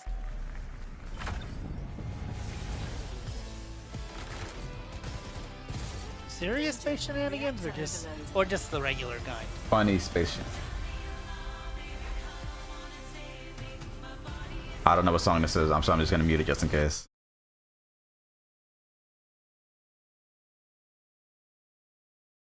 God. I'm in the meantime, I'm gonna look at some more of this Scott Pilgrim EX stuff. The fact that it's called EX, I think maybe all the other playable characters are just the X's. Maybe except for Gideon, because if it's intended to take to be after Takes Off, then it might continue where it left off. Where, well, actually, I don't want to spoil the ending. I guess for anybody who hasn't seen it.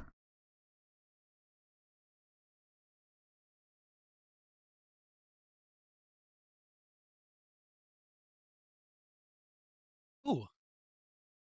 Huh? Ooh. Ah.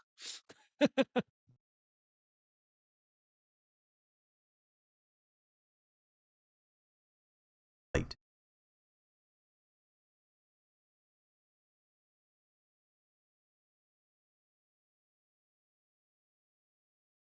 Okay.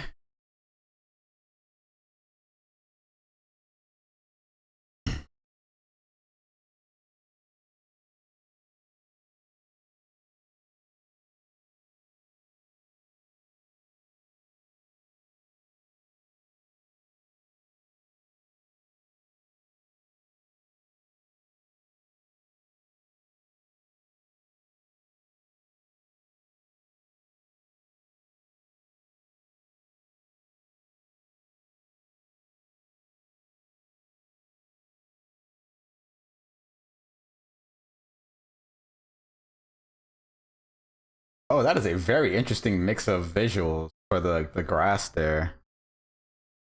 This does have like a very and for the sharp, incredible like art style. Ooh. Love how Really this like it. looks. I'm gonna play this.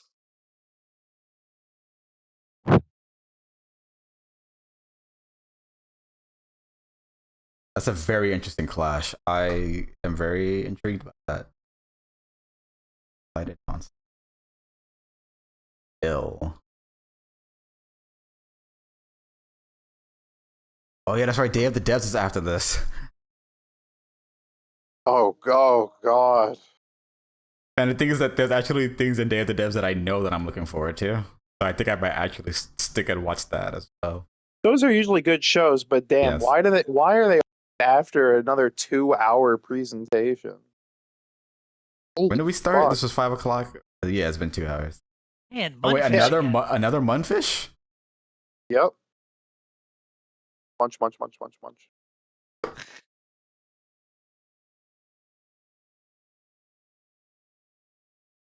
Excuse me.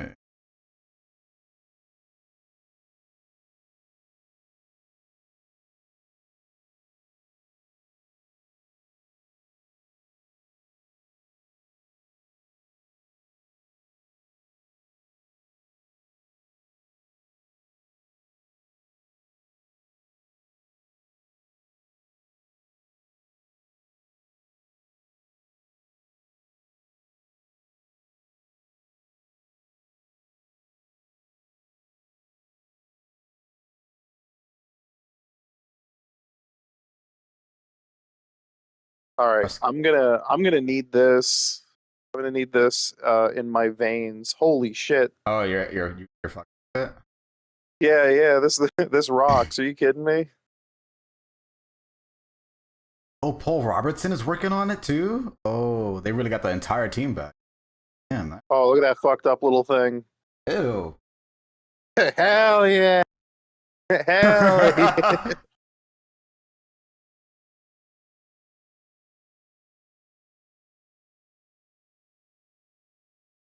Oh,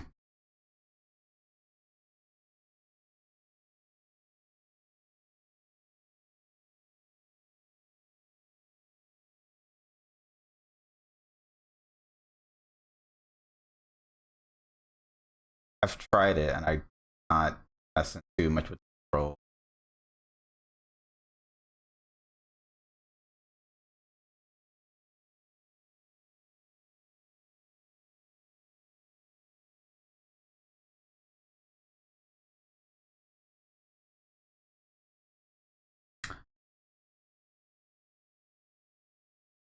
I wouldn't be against giving it another chance though, because I love mecha.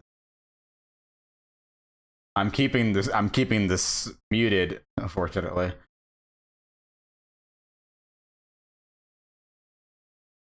I would have to assume that this is like this song is made for this game, but I also never heard of it, so I genuinely have no idea.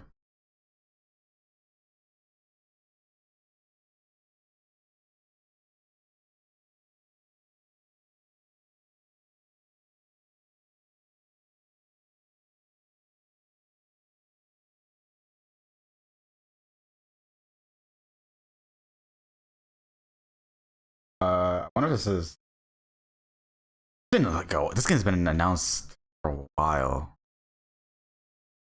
Yeah, I feel it's like a top wish list game, dude. Yeah, I'm just saying like it's been such a long time. I wouldn't be surprised if it's like if they just shadow dropped it or it's coming out this month. It's had multiple demos, playtests. It probably just is about to come out.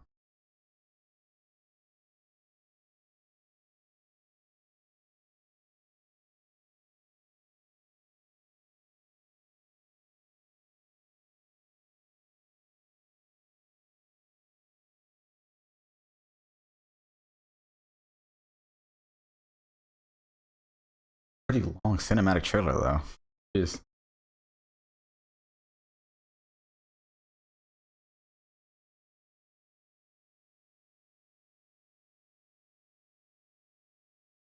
July 1st, yeah, okay.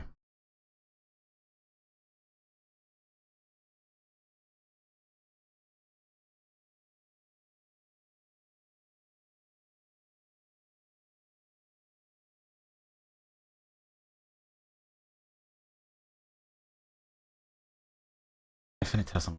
Like has that been announced already? That name sounds very familiar. Oh, I think this is part of the Epic game, the Unreal, State of Unreal, whatever it is.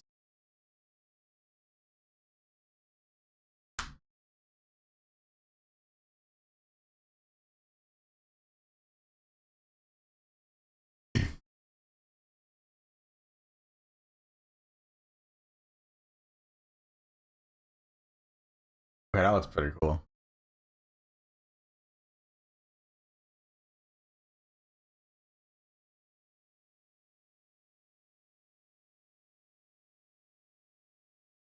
This looks pretty interesting, actually. This looks like grounded with more shaders. This is grounded extreme. Yeah.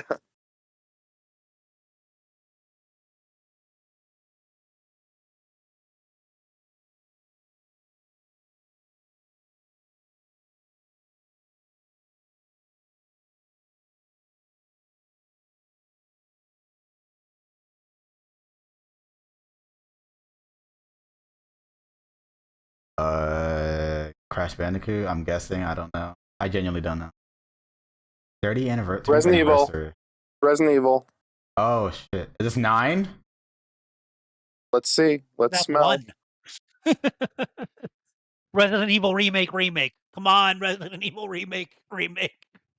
They said like 2 years ago that they were working on the next one.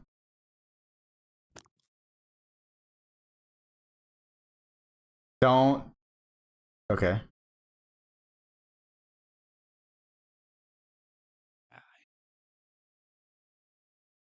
Thanks, Maggie. I sat up. I had to sit up. Okay. All right. See, There it is. Let's go. It'd be very funny if this was just it. Thank you. It'd be crazy if this was coming out soon as well. Oh, okay. That was amazing. This is the same. Yo, Oh,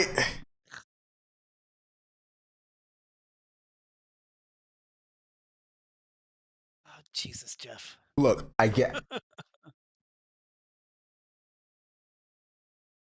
We just got a big update for a Beloved Fridge. That was one of those AEW wrestlers.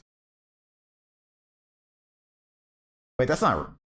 Oh my God! Street Fighter. Yo, Street Fighter 6. Alex's first character announced.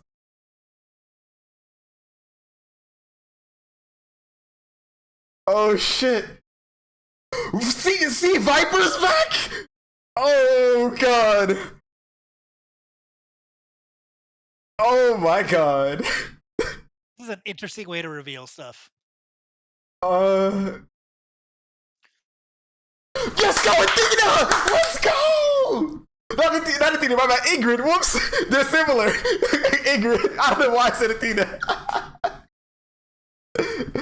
I'm glad it's Ingrid. Finally her time. Okay, Sagat. I didn't realize Sagat wasn't in yet. No, he's nope, not at all whatsoever. You can tell That's the Adam's been playing 4, Street Fighter huh? 6. Oh, that's a nice Alex design. Oh, in gameplay, right after. So Sagat's first? Ooh. Right. Nice. I'm not mad about that. I'm not mad at all.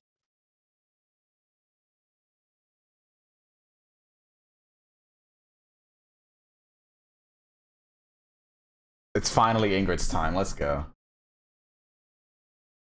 This? No, this is not Overwatch. There, my fault.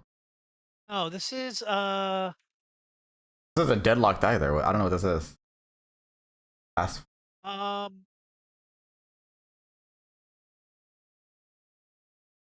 art style's nice. At first I thought it was Fortnite for a second because of like the makeup of material in the clothes, and even the environment looked like Fortnite the as well. coloration as well. Yeah. Yeah.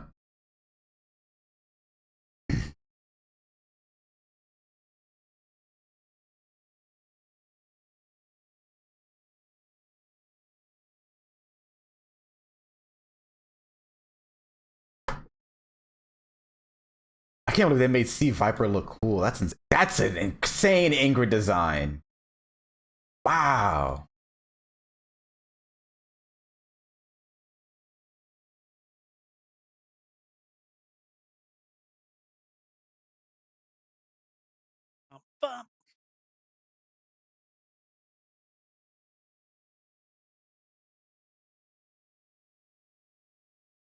I've really got to catch up with Street Fighter 6 in terms of playing it. That was a really good review. Last time I was really into Street Fighter was Street Fighter 4. I played 5, but not much, and I haven't played 6 at all. It looks good. I should probably give it some time. That looked interesting. I liked some of the character designs, so I'll check it out. And it looked good too. Wu Chang, okay, this was announced prior. Ingrid is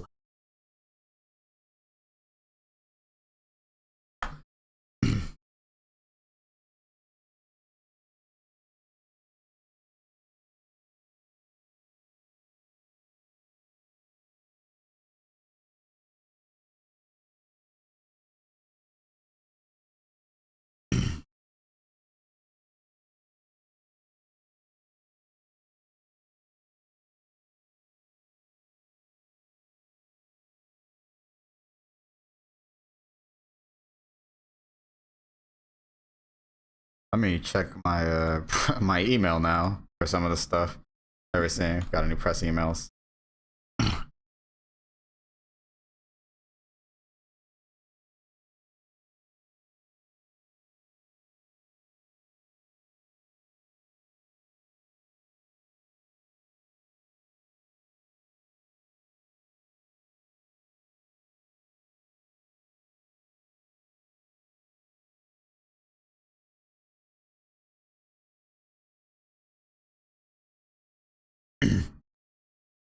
Okay.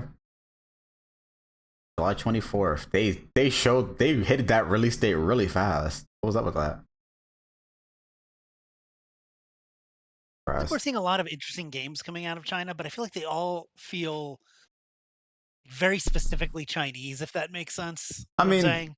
probably because like they're. I would assume. What the hell?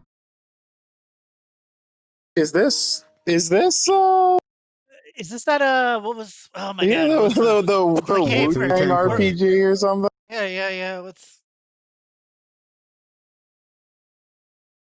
Oh, holy shit!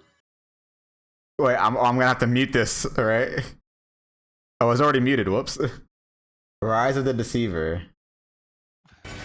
Actually, I think this is fine. This looks really good. Whoa! It's already up. Oh wait, are you still? Oh, okay. There we go. That short snippet looked good.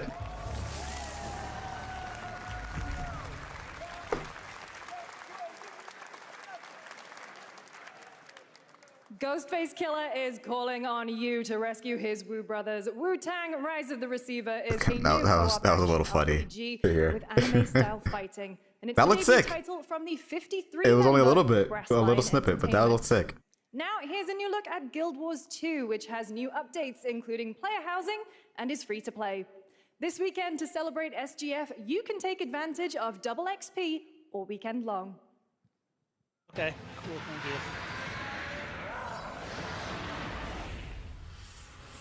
you. My calling takes me far from home, where shared struggles form fast bonds. My greatest advantage? Adaptability. Their greatest weakness? Me. How long has Guild Wars 2 been out? No idea, but there's something really comforting in seeing an old-looking MMO type of RPG amongst all of these more,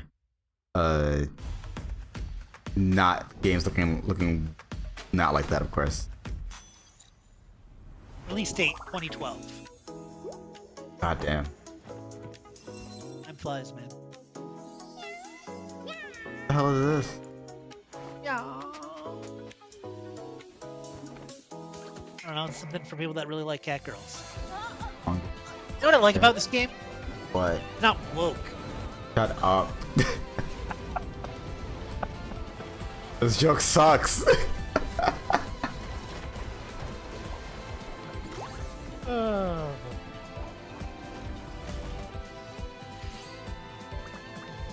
Feeling close to it. Okay. Alright, sure. Cool. Cool, looks alright, I guess. Whatever. That was... And Wuthering Rays again. Genshin Impact. Gate 2. Okay. Oh, it's just like an Epic Game Store highlight.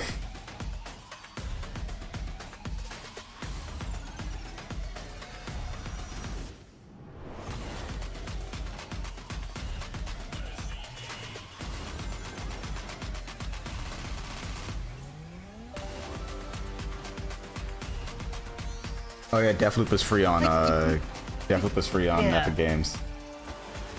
My favorite, though, has to be the Game Awards, because, like, it's exactly this shit, but they pretend there's awards that they like, plow through so There it fast. is. Whoa. There it is, the Nintendo Switch 2, finally. Cyberpunk is on Nintendo Switch. And I met Johnny Silverhand. But yeah, for the Game Awards, my favorite thing is that, like, sometimes you think you're still watching the Game Awards, but it's just commercials. Yeah. Here is another Right. game throwing back to a classic animation style. Enter a surreal world where you're a down-on-his-luck outcast who has to battle his inner demons, literally, in this action roguelike. Here's Into the Unwell.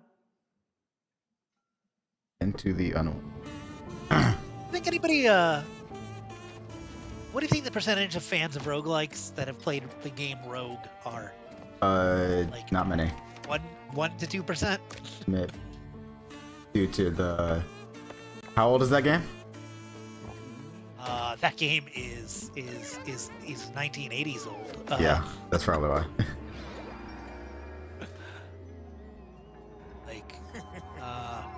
Like early 80s. Let me look it up. 1980. Get well soon.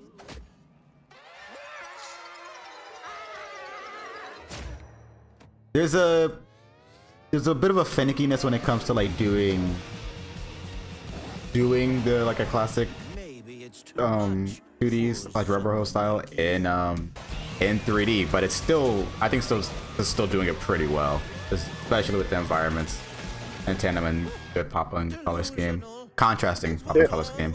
So it's actually, yeah, this looks sick. pretty interesting, yeah.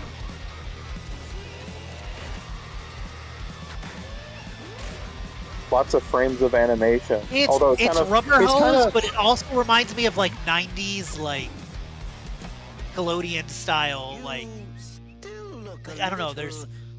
I'm specifically thinking of that like early like 90s like Ren and Stimpy style. Closed beta. Oh, it's a multiplayer game? That looks Okay. really cool. I like that a lot. What was it called again? Hey guys, I'm Ian Through, the co-founder of 10. Into the Unwell, I think. When we started Splitgate in our dorm room, we just wanted to make a game we could play with our friends, and 20 million of you played with us. Now, with the help from our amazing community, we've built Splitgate 2. Why? Because I grew up playing Halo, and I'm tired of playing the same Call of Duty every year, and I wish we could have Titanfall 3. Oh, okay. Wow. With He's so Splitgate 2, brave. we asked Okay, ourselves, just how say would that, we take alright. portals to the next level? What if you could portal to entirely different worlds? So we Oh, combine I just the realized this action hat. What the movement and hell? gunplay of arena shooters Yeah, with what- scale what- and intensity of something much bigger. Why are we? Splitgate Battle Royale Why are we launches doing free that? right now, and it's fucking awesome. Wait, there's a Splitgate Battle Royale? Okay, what is that bat he's holding? It's from the game. That looked cool. But I don't. Geoff, you should have told him to take out the hat off. I genuinely think that's really weird. Yeah, it's stupid. Like I know it's not like literally because it's like it's a joke play on that. I don't even think you should like even include it.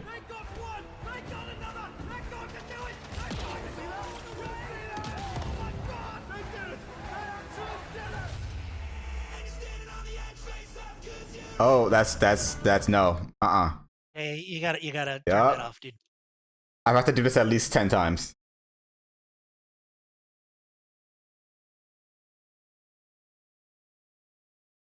Fuck. This is Imagine Dragons, right? I'd imagine so. Yeah.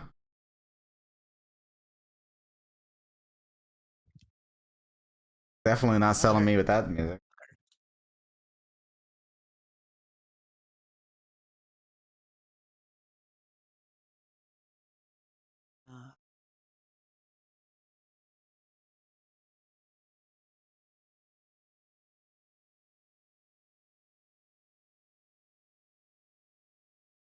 Okay.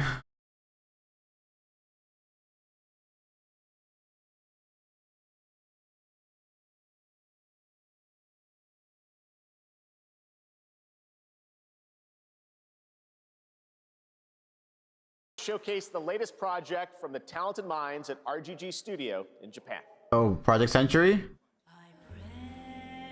Let's go. Okay. Cool. Digging this so far.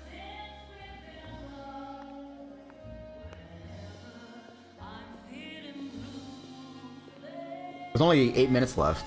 So this might... I don't think this is the last thing, but it might just be one more thing after this.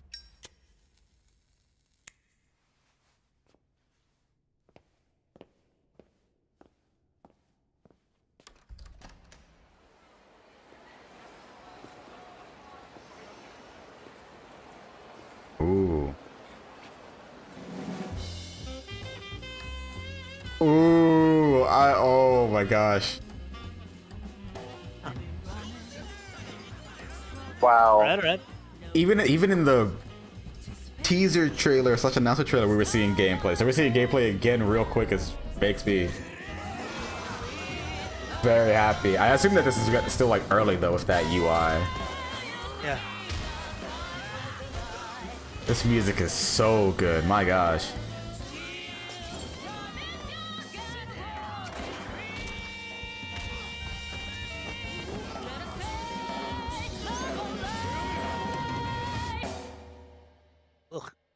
Got a name? Mako? Daito. Daito. A Jap then, huh? Oh. Don't I look like one? I mean, it's 1943. Damn. So, what are you then? Sana. 俺が知りてえや。 Stranger Than Heaven? That's a hard title. That's a really nice title. That's a good ass title. Hell yeah. You saw it at TGA last year as Project Century set in 1915, and now the full name has been revealed. Stranger Than Heaven, the brand new title from RGG Studio. This time it's now 1943. And knowing RGG, I'm sure more surprises are surely on their way. Fantastic trailer, fantastic title. All right, well, really we're good. almost done here, but we do have one final, very special global game announcement to share with all All right, of it's the last one. Today we've showcased a lot of projects from teams around the world, including many brand new studios, and we're proud of that. But this one comes from a studio that is no stranger to delivering blockbuster games time and again. When I first got a glimpse at this project last summer, I was absolutely There it is, blown gassing it up. away by the scale, scope, and ambition of this developer's vision. Would love to While be there blown are away by that many by you places, telling really me, any just place showing this me the game fucking could game. have been Yeah. revealed. We are so But then if I see it, I'm not deeply impressed. I'm like, oh honored that damn. we get to Oh. share it with the world right here. But granted, he's done this a few times where it's actually like, oh well, actually that was really impressive, or like a really unexpected announcement. Oh, wait a second. This Remedy? No.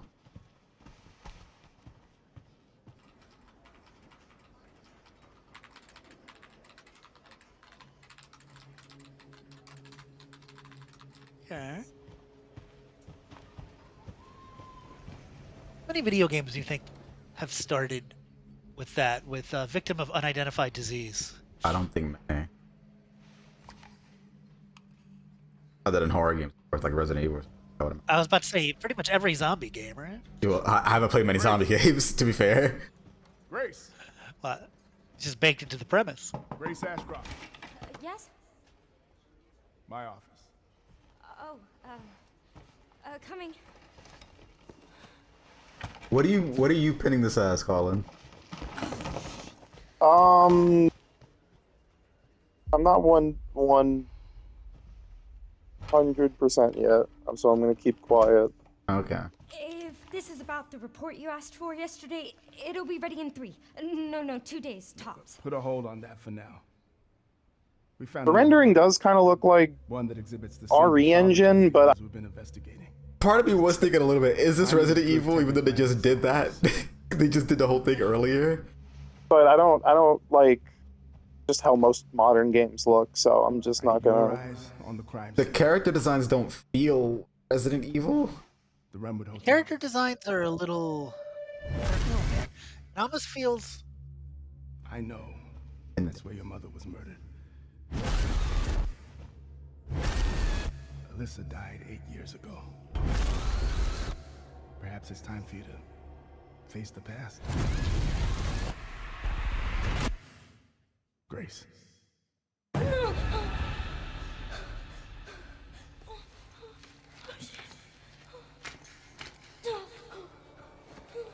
Wait a second. Wait. Is Evil within? No. Stay close.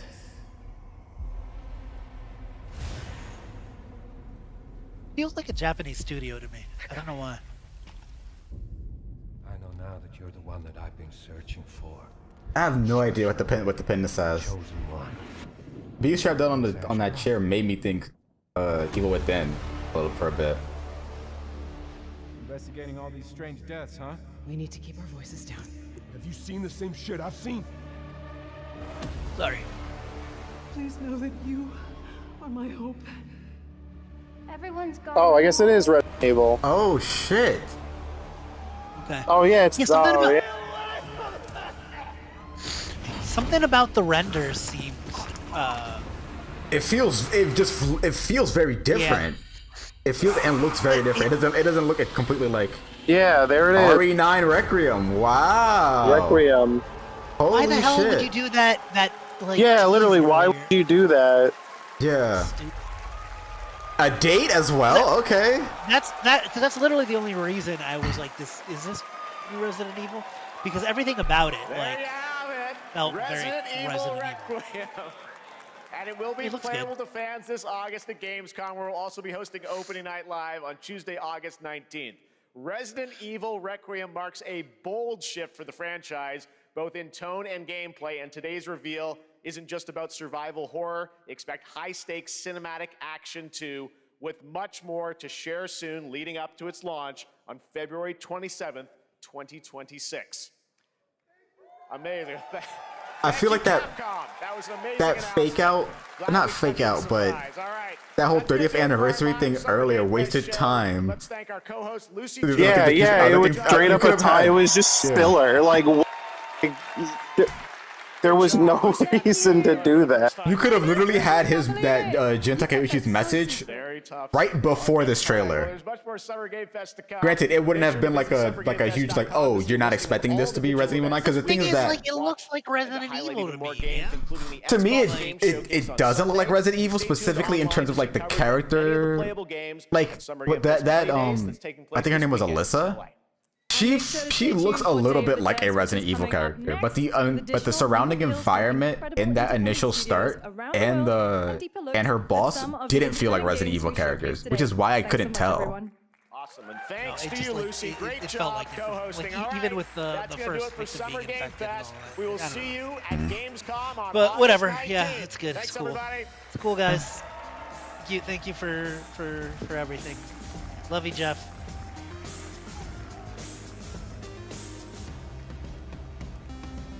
Like, I always feel that, like, if I don't watch this, but then I watch a bunch of trailers after, that it's a better use of my time. Like, I don't know. Yeah. Oh my god. What was that about? Did the sound mixing go fucking crazy for you too? Yeah. Oh, weird. That was insane. That was insanely loud. I'm gonna go because I want to go. Do better things. Movies. Oh, what movie are you gonna go see? I'm gonna go see The Ballerina, The World of John Wick. Oh, The World of John Wick. Yeah, man. Everything's a franchise. Hope you have fun. I hope so too. But if I don't have fun, whatever. It's a movie, man. I'll get over it. You ever think that? Because I see like. Dying Light 12 or whatever on these games. And you ever think that sometimes it's more daunting with video games than like with movies? Like, unless you're watching like, I don't know, something in the MCU or something. Like, I feel like, oh my god, like they did a Rocky movie. Yeah, I have to watch 6 movies, but I can get through that. But like, to get through like 3 video games, I'm like, oh, dude, that's so much. You have to spread that time around. Yeah. Yeah, and especially because I mean, I'm an older gamer, so it doesn't bother me as much. But I know I've spoken to people before, and they're like, dude, I don't feel like playing a 15-year-old game. The mechanics aren't, modernized, blah, blah, blah. And then, you get the pushback of people that are like, well, why do you need to remake every game? And it's because a lot of people don't want to play older games, and they keep making sequels to games. So it's the video game industry is weird, man, I guess is what I'm getting at. My thing is that I just pace myself out. Like, even like when it came to, I'm playing through the Devil May Cry games now. I played DMC 1 in December, and I started DMC 2 last month. So it's like, I know that if I was playing them back to back, I'd also get fatigued because it's gonna be. It's not like I'm playing a game. It's not like I'm playing a game, for an hour and then going to the next game. No, I'm playing a game for like up to 20 hours, or sometimes shorter, sometimes longer, and then I'm going to the next game. It's like that's a lot, right back to back to back. But in terms of like the more antiquated design aspects, I'm completely fine with that because like it's kind of what that game is, and it gives me an idea of what the later titles would either be evolving from or just still be based upon. Because I played Silent Hill, the first Silent Hill, also in October, and that was an amazing game. So I'm waiting to play Silent. Now I'm gonna play Silent Hill 2 in October of this year, but I'm gonna play the original, not the remake. I would rather continue with that line of experience in terms of understanding what they were going for, but also like I want to know what it felt like for other people as well. I can only get that from the original game. Like for instance, there's a new Death Stranding. Yeah. There's only one Death Stranding game to play. Yeah. I just feel like that's going to be such a time sink. Yeah, but the thing is that you might also like it'd be a time sink if you're not enjoying it really though. If it's like you're spending a lot of time on it, but you're having a lot of fun, it'll be worth it all. Yeah. True. Because like with oh yeah, go watch a movie. Nah, go watch a movie. All right, I'm out. I will talk to you guys later. Are you guys gonna watch whatever this is? I personally want to. For. Do you want to stream it? That's the question. That's kind of the question because it's already started, and given the fact that we are press, I don't want to. Whoa. I don't want to like just take away like, oh yeah, I'm gonna keep and like not stream it while indies are going on, which need the publicity way more in comparison to all these big AAA developers that we just saw back to back to back to back to back. I get it, man. But I also know which that wasn't even like big AAA developers. Yeah, it was a few. There was like 3, yeah. Yeah, it was just a few. But I'm also still like very other big titles. A lot of Epic Games stuff as well. So I personally, I'm like, I know that I'm here for one thing specifically. And if that happens real soon, then maybe after that I'll stop this. It was one of the very I'm gonna devs games, so early peace out here. that when we asked Yeah. what the name of the game was, Goodbye. I saw my Resident Evil, I guess. I saw Project Century. Australia is developing a There was some stuff. Stranger There was some. Stranger It's like I'll say this before I leave. The problem is not the games. The problem is not who is bringing trailers to the show. It is that the show and we're here today to show you around our new game. The pacing, the presentation of it blows. We saw a lot. I mean, as negative as we've been for a lot as the whinging I'm about to go into, we saw a lot of really great games. It's just about doing 2 things, like talking and walking. I don't people show up to movie showtimes late so they don't have to sit there and watch 20 minutes of movie trailers back to back. Right. I don't know why gamers absolutely love 2 hours behind soundproof glass. and I do not understand. In a situation Geoff like this, where you can't hear each other, thinks, I mean, like, yeah, people tune in because the grand majority of people watching it are doing this. They're just like candidly talking on Discord while like having it play in the background or whatever. But I swear, I could, if I was sitting in that audience, I'd be taking a fucking nap. I'd be looking for the exit. I'd be just like, it's so badly put together. Exploring as part of a group is a special. What if I walked on stage and showed you 2 hours of game trailers I like? No cohesion, no like theming, no like. It's not even like. As you explore, you can it's not even like compartmentalized in like any sort of like way. There's no flow. It's literally just me being like, here's an extraction shooter. Here's an indie RPG. Here's Sonic. Here's Yakuza. It's like You'll find plenty of I feel ways like to I've stay in retained touch and find absolutely nothing of the last 2 hours. Hello? There's a new Scott Pilgrim game. That's pretty sweet. I've already forgot about that. I didn't. I did not forget about that. I already forgot about stupid fucking shit where they This building behind me has a and go, hello, cretins. Remember, is the way you make progress. and then like 20 minutes later, she went, And they're all a little bit different. here's the director of the franchise. Hi, new game later. And then 20 minutes later, they show a trailer for RE. Or even sing to each other. I think Just they're doing it wasting. to surprise us at the one. It's such a fucking waste of my time. It's such a waste of my. I don't. Oh, they're being so sly and clever. No, the show sucks. It's not being made any better by the fact that it's Resident Evil. Like that we didn't know it was Resident Evil to begin with. That trailer would have been the same. Finally, Geoff, one big game. You fucking did it. You, congrats, man. To just hang out in between. I do also feel like people base. That happens Oh, when you gotcha. forget your plans. I also feel like Find people yourselves doing something else base the basis You can of sit and watch the sunset. their basis of the show kind of relies also. I mean, not relies, but clouds the rest of the show. So, like for instance, there are going to be people that are incredibly hyped about that RE9 trailer, and they may think, oh, the rest of the show was good because of that big thing. I got the thing that I wanted.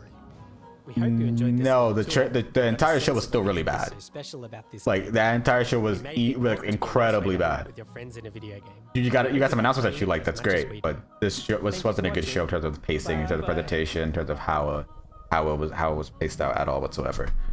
And I think some like Geoff put out his after the presentation is over, he puts out it. Journey and the team at Giant Squid who brought you beautiful titles like Okay.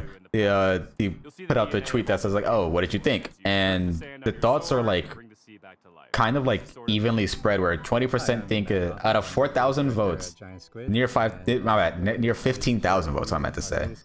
20% said it was they rated it A, 29% they rated a B. 24% they rated a C, and 26% rates it a D. Game where you surf on a sword. That is like incredibly like evenly split in a surprising way. It is trying to give you.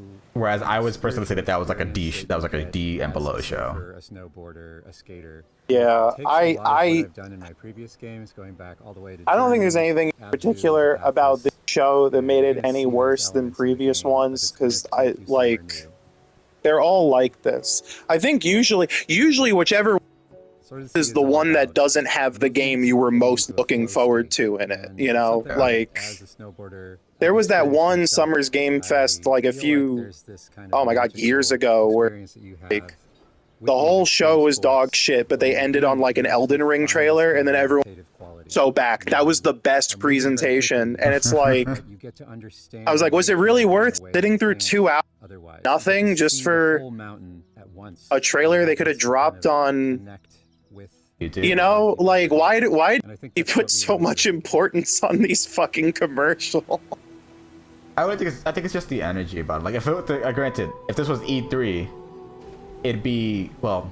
Actually, I can't even use that. But if it was E3, we'd be watching several 1-hour shows that are curated by different people. Yeah, and so like that's literally the getting difference. specifically It's different way things better. each time, which is way better. Yes, I Yeah. had to stop myself making that comparison because immediately the type of show that we'd be talking about would be incredibly different. They're not necessarily comparable, so I think I'd have to compare it to something else, and I probably would compare it, more to like there's Day of the Devs like this, which.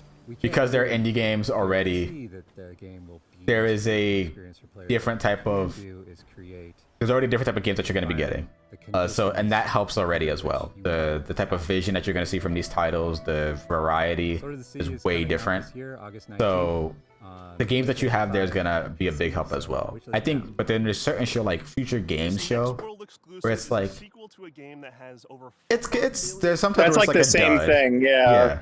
There's like it's kind of a dud sometimes, but there's a lot of times where it's like, oh, the presentation of it is always the same, but it's just like the games are.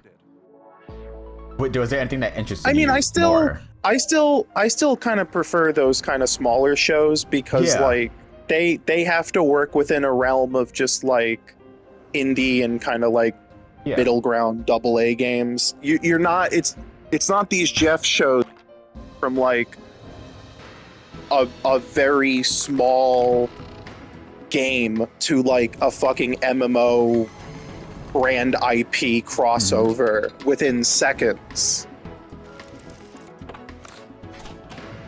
But I feel like I could just sit here and be like, these trailers. So I feel like I should probably cut it off there. Hi, I'm Wyatt with Coin Crew Games, and we're here to announce Escape Academy 2. So I'm gonna head out. Got you. I hope you all have a lovely gamers weekend. Escape Academy 2 is an open world escape room game. Where between your escape I wouldn't have known that because I didn't play that game. What was Resident Evil Outbreak? One big escape room. The Wii game? That was like a spin-off. Yeah, the main character's daughter of that game is the main character of Requiem. I'm really excited to bring that into the Okay. That's cool. That's interesting. Cool. Now I know that I have to play that game when I go through Resident Evil. Yeah. Oh boy. All right. Until then, see ya. We'll see you later. Well, see you Bye-bye. specifically. As for the stream, I think I'm genuinely going to stay on until Unbeatable trailer happens, and then I'll dip out. I'll All end the right. stream. Have fun, everybody. All right, so bye, Colin. Bye-bye. To go to classes. Gonna keep going through the stream. Thank y'all for still tuning in. I'll change for y'all clip to not have Mina out before Halloween, but having a release date is nice. I think putting it on. Actually, you know, because the whole Halloween aspect is like you'll find yourself in a world full of unique. You kind of would want to be in that season of it, not literally at the end, which is like, yeah, Halloween is also the big day to do that on, but also at the same time, you kind of want to be before that, so that way people are also playing it on. People are kind of either ending their playthrough or just still within the midst of their playthrough on Halloween. For Escape Academy 2, our approach. I think if you're doing it on October 31st, people are still playing the game the next day. Now that's November 1st. That spooky season is already over now, and people are now looking forward to Christmas. And naturally get hit with a deluge of grown. I get what you're saying. Apologies in advance. Over the course of the game, you'll puzzle your way through character-driven quest lines that string together campus challenges and. I actually don't know how long this show specifically is intended to be. If it's 2, I hope it's not 2 hours. I would prefer not to stay. Let's say for a whole nother 2. Join our Discord and sign up for a playtest. We'd love to borrow your brain. Wishlist Escape Academy 2 today on Steam, and we'll see you when you get back to school. Devo, Smashing Pumpkins, Lush. All these bands Mixtape? are part of the 80s, Again? 90s vibe that is Okay. mixtape. From the prolific creators. Okay, so this might just be an hour because the Ball Pit Devolver Digitals is having a showcase after this. And the music that gets us So, this is just gonna be an hour, I believe. Oh hi, I'm Johnny Galvatron from Beethoven and Dinosaur, here in Melbourne Rock City. This is our secret hideout where we make video games. This is one of our artists, Arden. Fuck off. We're the BAFTA award-winning team behind The Artful Escape. But who cares? What's next? We're making a mixtape. I'm gonna have Geoff to. Keighly's. Actually, no. We're in Day for this too. Oh, cool. Mixtape is a coming-of-age action-adventure game about 3 friends. Yeah, I do feel like when you just listening to a perfectly when you just curated literally got the soundtrack. opportunity to be at the It's a Summer psychedelic Game Fest show, a I musical mean, journey that documents the breadth of their friendship and their greatest. this time could go to another developer, but this isn't to say that they're undeserving of it or anything like that. I just think having it in both kind of makes, especially when people are watching these shows back to back, or at least expected to be watching them back to back, it kind of it's gonna pad it out for the actual viewer experience as well. It's good for the developer, but then also as a show to watch, I think can be a little something more you have to critique on. Yeah, Scott Pilgrim Game 2, go to see that get a sequel to song. Yeah, I was not expecting that today at all whatsoever. I'm very happy about that. I am probably gonna do some fan art of that because those designs that are like very clearly they're taking from Scott Pilgrim Takes Off character designs, but also they are very much their own thing. You have more lankier proportions. I vibe with those a lot. They remind me a bit of the figures actually too. Susie and the Banshees, Stan Bush, the Jesus and Mary chain, the Oh man, I'm out of water. Iggy Pop, and apparently many more. I gotta figure out what I'm gonna eat for dinner. It's already 7 o'clock now.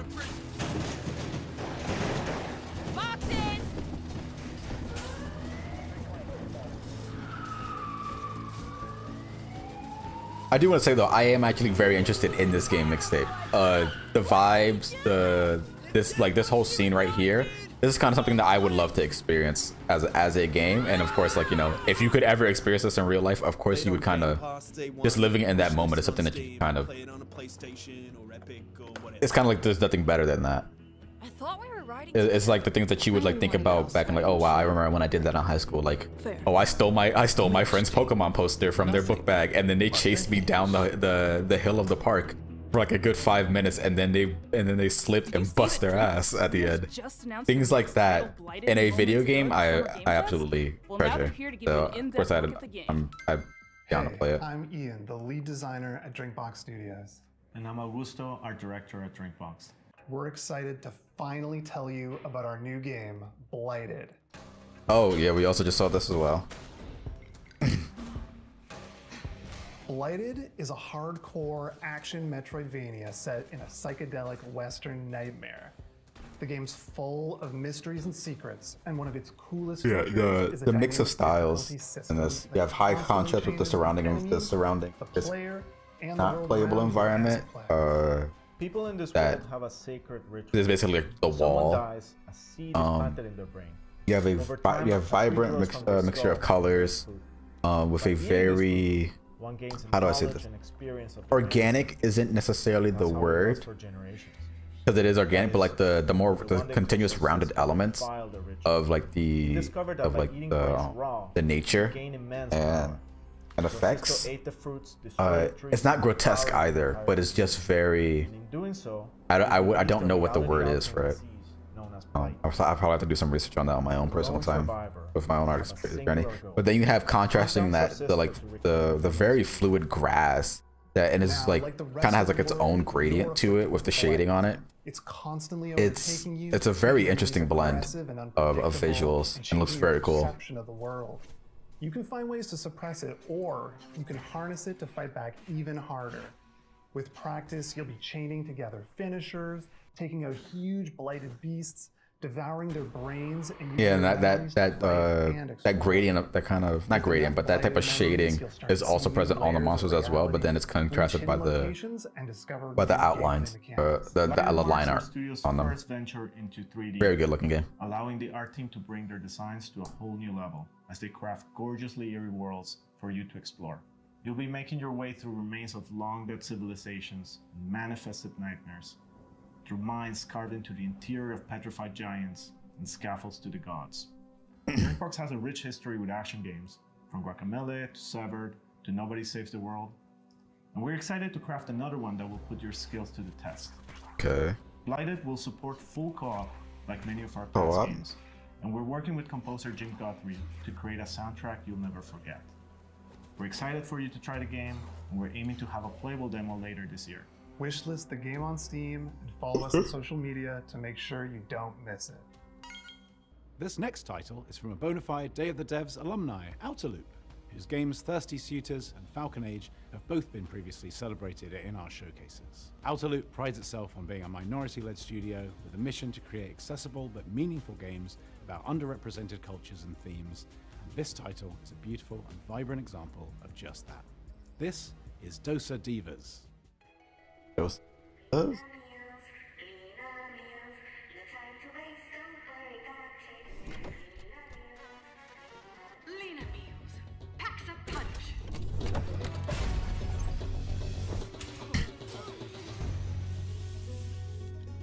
No one cooks anymore.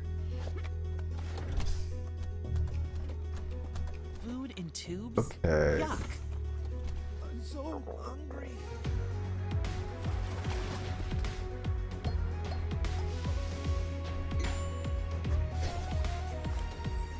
It's kind of like if you took the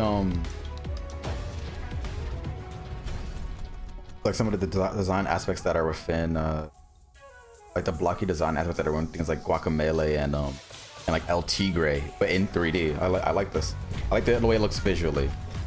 And like this robot car thing, this robot dude is really cool.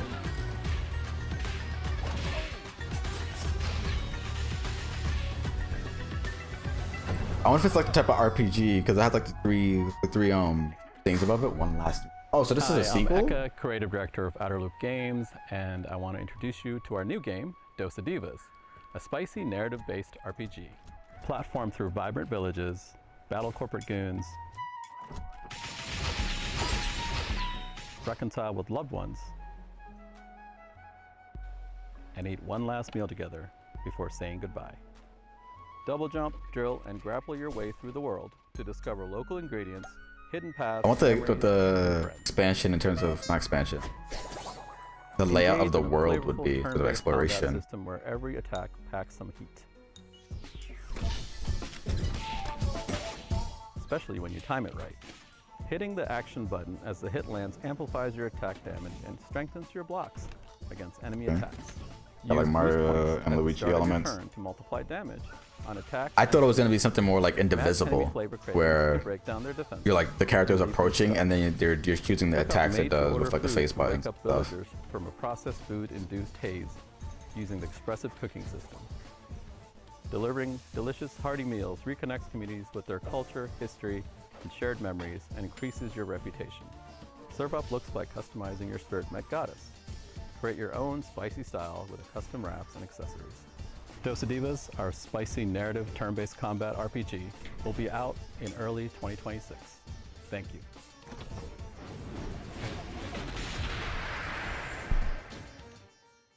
Our pals at Heart Machine, creators of Hyperlight Drifter, Heart Machine, ooh, have teamed up with our buds at Devolver. They're mixing things up with surreal, interdimensional demon horror.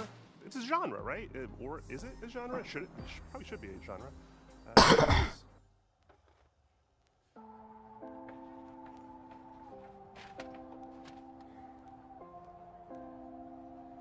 Put that guy in detention now, immediately. Oh. Oh, it's over for him and the students. It's over.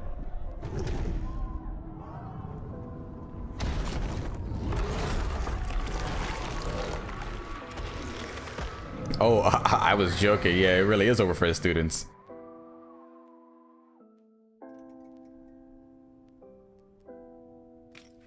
Is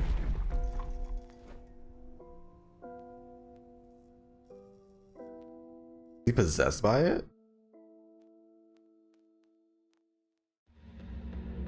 Possessor.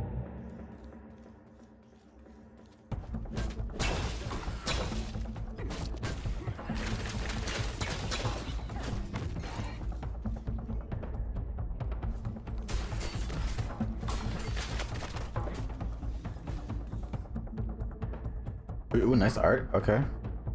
Really nice 2D art. And the clash with the 3D, I feel like it being in 3D does allow for the 2D aspects to pop out more. So I'm fine with it actually. It does look, it looks a little weird with some aspects of it, but it does look really cool. Possessors is a search action game set in Senzu, a corporate-run city which has been overrun by demons. What you've just seen is one of 4 animated shorts we made with Powerhouse Animation. They each tell the story of how a character or a creature from Possessors survived the attacks of the demon, or how they perished. In Possessors, you play as Luca, a teenager from Senzu who was injured in the disaster. Luca was forced to make a deal with a demon named Rem for both of them to survive. Rem possessed her, healed her, and made her strong. Now Luca and Rem are stuck together and forced to get along. They'll have to climb Senzu's skyscraper and fight through hordes of feral demons to escape the city. Along the way, Luca and Rem will discover what Senzu's corporate master were hiding, and piece together what happened by sharing their memory of the past. On behalf of the team, we're all very excited for you to play Possessors, which comes out later this year. In the meantime, you can wishlist Possessor on Steam, or try Luca's new demon power for yourself. A demo of the game will be available later today. Moonlighter hooked me with its novel shopkeeping Girl, gameplay, its It goes- clean combat, and its satisfying dungeon-to-market gameplay. I could seriously play it all day, and I did. The developers at Spain-based Digital Sun seem to have made some ambitious upgrades to its sequel, including an expansive 3D world, a big change from its previous pixelated form. Do I own And Moonlighter? you're I as think I do. excited as I feel like I bought it and I just never Moonlighter played it on my Switch. Hi there. The amount of games that, you know, we go through, and also just play independently as well. What's in store for Moonlighter 2: The Endless Vault. Simulator 2 The Endless Vault is a sequel to our beloved shopkeeping roguelike. As in the first game, here you venture into ever-changing dungeons to fight enemies and find relics. Then you go to your shop, sell your loot, and turn it into a profit to get better gear. This unique blend of gameplay is what made the first game so special, and now we're bringing it to a whole new dimension of quality and ambition. Talking about it's quite insane, like the visual gap between the pixel art and the 3D. It's not like this one looks bad and the other one looks better. It's like, no, there's like, they both look good, but it's just like, this is supposed to be that world, but now interpreted in 3D is just, seeing those two right back to back is insane.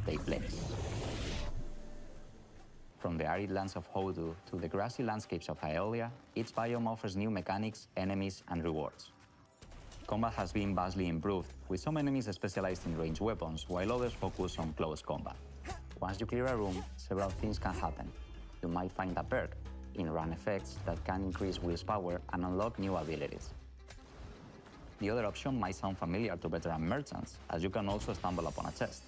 Inside, you'll find tons of priceless relics. I was checking my email for any all kinds of effects. Backpack management will influence the outcome of your expeditions. Unlike in the first game, you'll be able to see the base value of each relic, although backpack effects can double or triple your profit.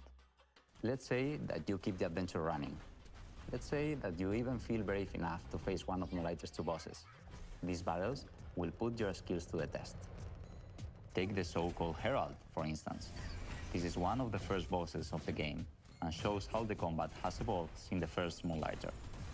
The Herald will throw projectiles and beams non-stop, forcing you to find cover and dodge hits. He's also protected by a sound barrier that you'll need to deactivate before striking back. Merchants need to be smart. Okay. I wonder if there's a demo out, or there's a demo about to be out in the next fest. I do feel like part of it is like, your shop. oh, here's what to expect in the demo that's coming up. We're gonna explain how the game works. Also, I feel like if there is a demo coming out soon, then you probably just let people play it rather than explain the game. Because explaining a game rather than in comparison to playing it is just very, it's very different. It's gonna feel not as Just like the perks in the dungeons, you can also unlock special effects each time you open your shop. They can potentially skyrocket your profit, unleashing powerful synergies and selling streaks. You never know what will happen when you open your shop. That's why we call it a shopkeeping roguelike after all. That's it for now. After nearly 7 years since the original Moonlighter was released, we hope you're as excited as we are. Please stay tuned to our socials for all things Moonlighter 2 The Endless Vault. See you in Tresna. Inspired by Pietro Riva's manifesto, Rejector, Thomas feels driven to advance our medium by creating games for new audiences and to hopefully entice those who might not be used to I just realized the Woodstock pen on this jacket. From Thomas Waterzoo, creator of Please Touch the Artwork, this is Please Watch the Artwork.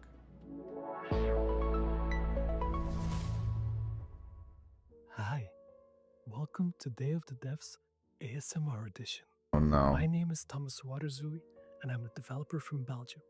I'm the creator of Please Touch the Artwork, a series of casual and accessible games based on real paintings. Where I explore what would happen. I wonder what the touch the artwork. What is the what do you have to go through in order to utilize these in your own game? Could fit their art style.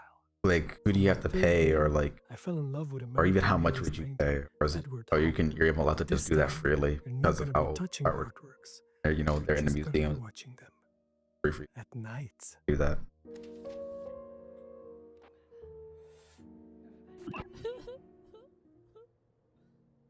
Please Watch the Artwork is a psychological spot the difference game, where you are a night watch at the Museum of Animated Modern Art. Okay. In short, Mama. Your job is simple. Watch the paintings and report any anomalies. However, these are not your everyday paintings. They are alive, and there is a mysterious sad clown wandering around, spreading their sadness over all the paintings. You're gonna need a good memory. Now, granted, in certain aspects, as I was saying, like, you know, explaining the games, I think certain aspects are needed where you need to explain the game, because I feel like creating a trailer that, you know, highlights all the aspects of gameplay and stuff of that nature for a game like this won't necessarily work the best in comparison. And urban isolation, So for me, it made sense to Okay, create a actually, psychological horror. I mean, it's artistic community, so I think we should be fine there. The fact that it's on YouTube in the first place, I'd imagine. Really look at the paintings, hence the spot the difference gameplay. There are no jump scares in this game, and no monsters. The only things that are chasing you are the feelings of paranoia, self-doubt, and maybe some nostalgia towards Hopper's America from the early 20th century. Okay, you've got some clowns, but they are kinda harmless. It's just you, the night, and the paintings. I don't have a release date yet, but you can now wishlist the game on Steam. However, and don't tell this to anyone, it's probably gonna be around Halloween this year. Okay. Thanks to Day of the Aiming Dead for for Halloween. giving me this wonderful opportunity, and I really hope you like this bizarre little thing I made. Watch. Bye-bye.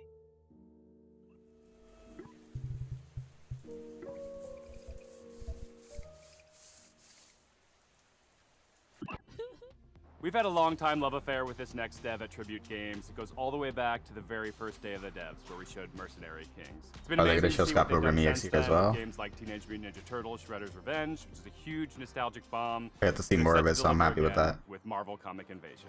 Hi, I'm Frédéric Gemus. Oh. And I'm Kevin Chiasson. We are part of Tribute Games from Montreal, Okay. Canada, and are currently working on Marvel Cosmic Invasion. Marvel Cosmic Invasion is A Marvel game being in an retro-inspired indie showcase set feels a little weird, but okay. When Annihilus launches an attack across the galaxy, it's up to 15 Marvel superheroes to save the day. 15. So far, we've announced Captain America, Spider-Man, Venom, Wolverine, I wonder if they also talk about Scott Storm, Pilgrim here. Nova, Phyla-Vell. And we've just revealed that Rocket Raccoon and She-Hulk are joining the fight. Each heroes have been designed around their unique strengths and powers. Some of them can take on airborne enemies, while others can deal devastating damage closer to the ground.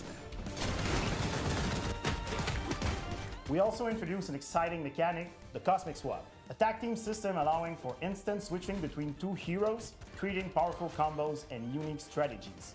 For level design, we recreated iconic Marvel Literally a settings tag. such as the Mutant Heaven of Genosha, the high-tech mobile base of S.H.I.E.L.D. Helicarrier, plus a thrilling roster of legendary locations across the cosmos. We had a lot of fun inserting fan-favorite references for you to find out in the background, so keep a lookout. As devoted fans of the Marvel Universe, we saw this project as a huge honor and a great opportunity to celebrate our childhood's fondest memories. Who knew that the countless hours spent at the comic book shop or the arcades would bring us here today? I think the problem We with hope that I love Marvel beat 'em ups that Invasion look is a like true this, love or letter like to they all just fans like who grew up with the really Marvel universe. go all out compared to their art style. Marvel The Cosmic problem is Invasion finding starts another to person to PC play them with, because and beat 'em ups can console really beat your this ass. holiday. But there's so much fun when you're playing them And now with for a person. something of a moodier persuasion. A horror fantasy life sim, co-directed by the pixel artist from Celeste, with haunting and lovely music. Oh, from this game has been announced before. composer of Hyperlight Drifter, It Follows, and I don't remember the name of it though. And to boot, an amazing group of human developers from Vancouver. But we've seen this game a few times, and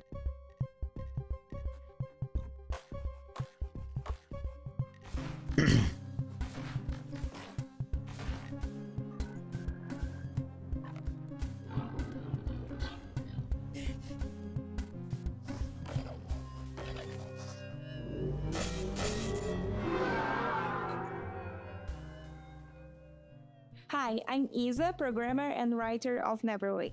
And I'm Pedro, artist and designer of Neverway, a horror RPG and live sim, and the debut title of our new studio called Blood Inc. You play the game as Fiona. After quitting your dead-end job, you try to start over on a farm, a place where you can escape from all your problems, and finally start fresh. But it gets darker. Fiona will find herself indebted as immortal herald of a dead god. With your sword, you can fight in a fast-paced combat, and you can choose your secondary gear to change how you fight, like a hookshot you just crafted. But remember, you still need to keep your new life on track. You can do things like shopping at the Cellmart or paying your mortgage using your very own Luna OS computer. You can also befriend or even romance more than 10 characters, each with their own special cutscenes and routines that can interact with each other. And as you get closer to those characters, you can use those relationships to unlock new combat abilities that change the way you fight. You can farm, fish, and cook, but Neverway doesn't play like a regular live sim RPG. Time progresses in 3 blocks: morning, afternoon, and evening, and you choose when to advance by doing things like eating, sleeping, or reading a manual. The idea is to let you set your own pace, so you can choose when you want to fight or when you just need a break and see your friends. You will eventually start searching for the Neverway, a decaying, nightmarish reality that is slowly leaking into yours. There you will learn what's happening to this dark, post-apocalyptic world as you pay out your debt. If this sounds like your kind of game, you can wishlist Neverway on Steam and stay up to date to our latest announcements. And thank you for watching.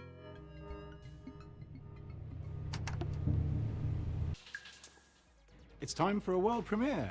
This one from a studio based in Johannesburg called Nyamako. Their previous title, the postmodern platformer Semblance, earned them a place on Forbes Africa's 30 Under 30 list back in 2018, along with a host of other accolades. And since then, they've been hard at work on Relooted, a heist game which tackles a political and righteous subject matter. Please take a look.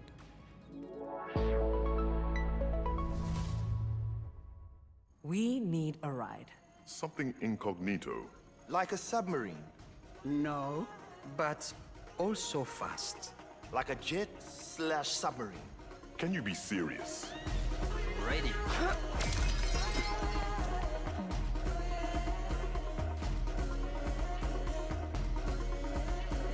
Hi, I'm Marker, the lead animator at Nyamako. And I'm Sita, producer at Nyamako. Relooted is set in the near future, where a new treaty has been signed between the West and Africa. The treaty goes that all African artifacts that are on public display must be returned to their country of origin. But museums are using a loophole to avoid repatriation. They begin to only exhibit artifacts. So here's what I'm going to do real quick, because I've been sitting here for like several hours now. I'm going to let it continue playing. I'm just going to get some water. I'll be right back. In Johannesburg, South Africa. So give me... How do you do the mysterious playing, guy? Are you not tired? Rest. We have work to do tomorrow. In the real world, a French government report estimated that 90% of sub-Saharan African cultural heritage is in the possession of Western collections.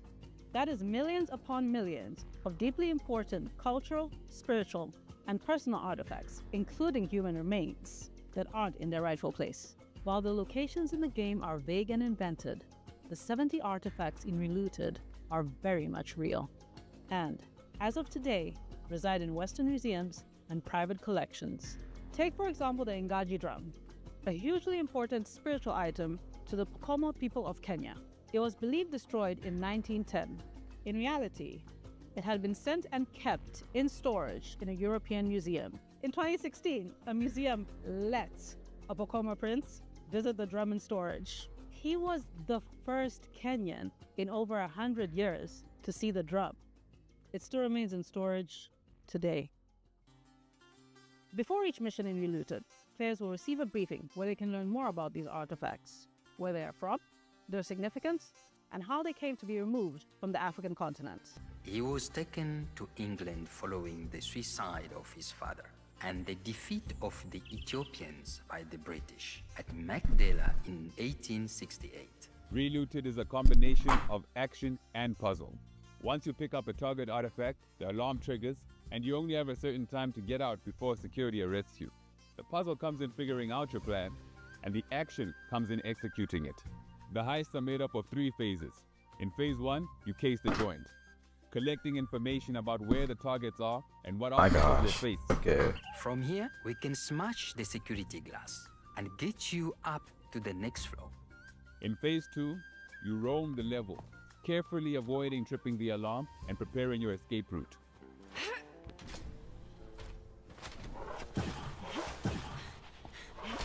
I'm back now. Got my water. I'm probably going to try to order some food at this, given how long. Security systems as you carry Africa's heritage home. Given how long we have been here, I haven't actually eaten lunch. And all I had for breakfast was fruit, and that was at 12 o'clock. So, not even 12 o'clock. That was like a 1 or 2 o'clock. Relooted is coming to Steam, the Epic Game Store, and Xbox Series X and S. You can wishlist it now. Remember Patapon, that charming series of games about Oh, are you showing little Rataton? dudes walking around doing stuff and making music? Well, there's a sequel. Well, kind of a sequel. It's a spiritual successor. Don't call it It's the core team from Sony Japan that made the OG games coming back at you with more charming little dudes doing stuff while making I want to music. know when this game is coming out. I would like to get the art style. パタポンの原作者であり、現在ラタタンの開発をしております小谷博樹と言います。そして私はラタタンのリードプロデューサーを務める坂尻和人と申します。私は現在サーフィンやランニング、そして大好きなけん玉の練習をしている時以外は常にラタタンがより面白くなるように努力をしているところになります。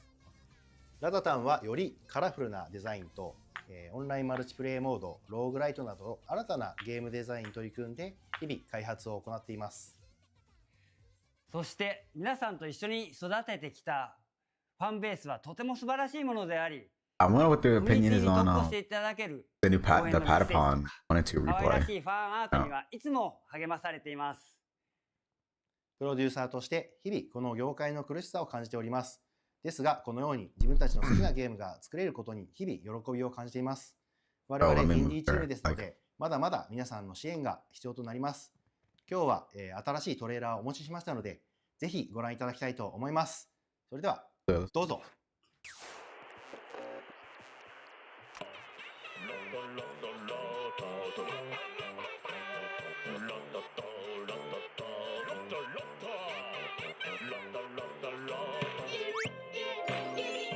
Ooh, wow, that's some nice background art.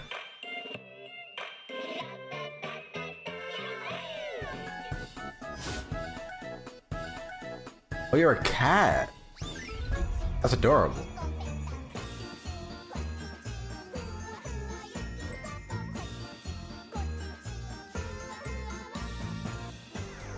I guess you could choose between being a cat. One of them is a cat.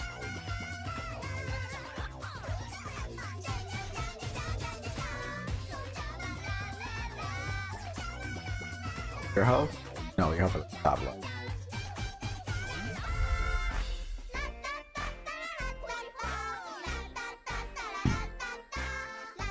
Incredibly cute game, all around. That nice UI too as well. Some fonts could be changed, I feel like, but they're like the weapon changing or at least stat changing thing.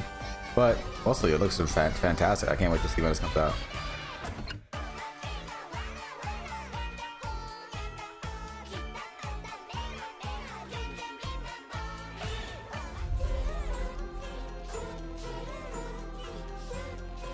This is a sneak peek, but this is like a really long peek at it.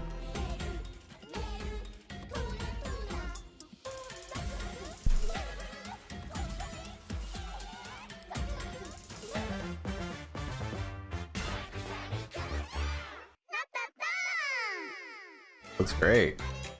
When? July 25th, early access. Nice. Day of the Devs そして素晴らしいファンの皆さんに感謝を込めまして乾杯 This next game, led by the legendary Warren Spector of Epic Mickey and Deus Ex fame, is a totally new take on stealth. His talented team is making something like nothing else. It's an evocative game set in a turn-of-the-century universe, and I cannot wait to play it. Hi, I'm Warren Spector. Oh, that's a lot of board games. Wow. At Otherside Entertainment. At Otherside, we don't play it safe. We take chances. We tackle hard problems. And we do what's right for games and gamers. It's like a lot of what's work. right now is Thick as Thieves.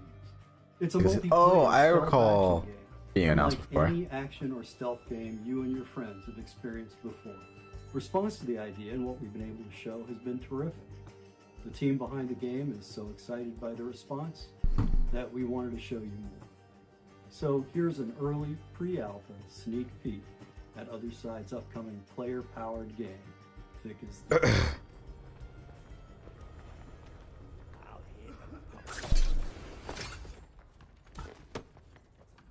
So we're trying to have all the bells and whistles of an immersive stealth game, like hiding in shadows, understanding NPC pathing and vision cones and timing your movements with them, and lockpicking your way through a guarded location.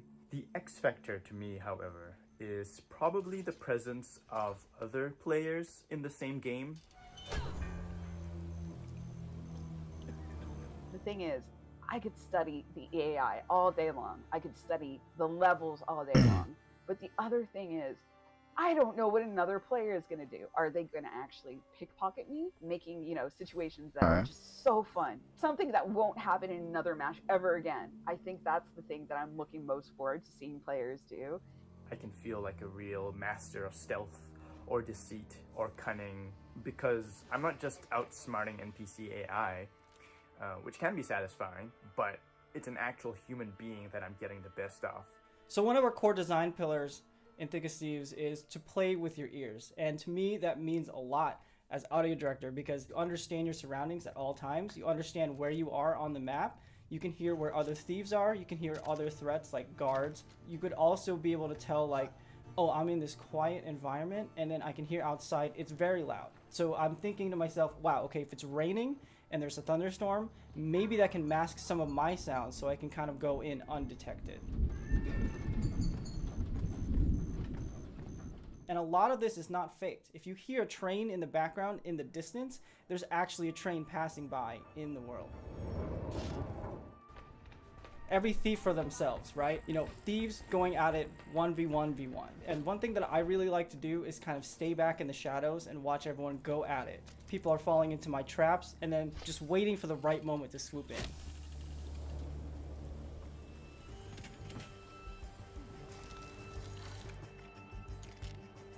So every match is always fresh to me. The weather changes, the locations of the clues or the loot, the guard patrols, and of course the players are always on their own separate quests, so really anything can happen. That's far enough. We've been working on this game for a while now, and I'm just totally stoked that other people are excited about it too. I don't necessarily have an interest in this title. It's not really my type of thing, so. Hoping that many of you will sign up for a playtest. I'm not gonna say it looks bad or anything. Game, and we'd love to show you Not what my we've thing. been putting together over here. So thank you very much. Jim and the This is a hologram new title from a longtime collaborator of ours, both at Double Fine Presents, where we published our game Kids, and here at Day of the Devs, where we've highlighted titles like Time Flies. Here's a first look at their new game, Pocket Boss. Pocket Ball. Hi, I'm Mario. I'm roughly half of a small studio called Playables based in Zurich, Switzerland. I worked on games like Plug and Play and Kids. But now I'm looking forward to show you something brand new, Pocket Boss. Pocket Boss is a short game about the small joys of manipulating data. As a remote worker, you're in touch with your boss through a chat interface and will get all kinds of requests. Be smart, arrange competitors with one swipe. Okay, this is really this is really cute. Market without I crashing, think. and generally find easy solutions for hard problems. Your boss will verify if everything looks correct, and most importantly, beautiful. Once you do all that, the charts start to get a life of their own. They go wild. Will you be able to tame them? Pocket Boss. Okay, I'm writing this one down. Maybe find your own satisfaction on your way to success. Pocket Boss is an intimate encounter with data exploring the secret life of charts. The game will come out later this year.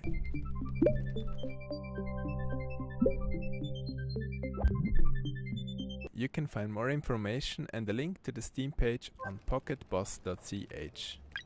Thank you. This autobiographical game is all about food and our complicated relationship with what we eat and what we see when looking at the scale.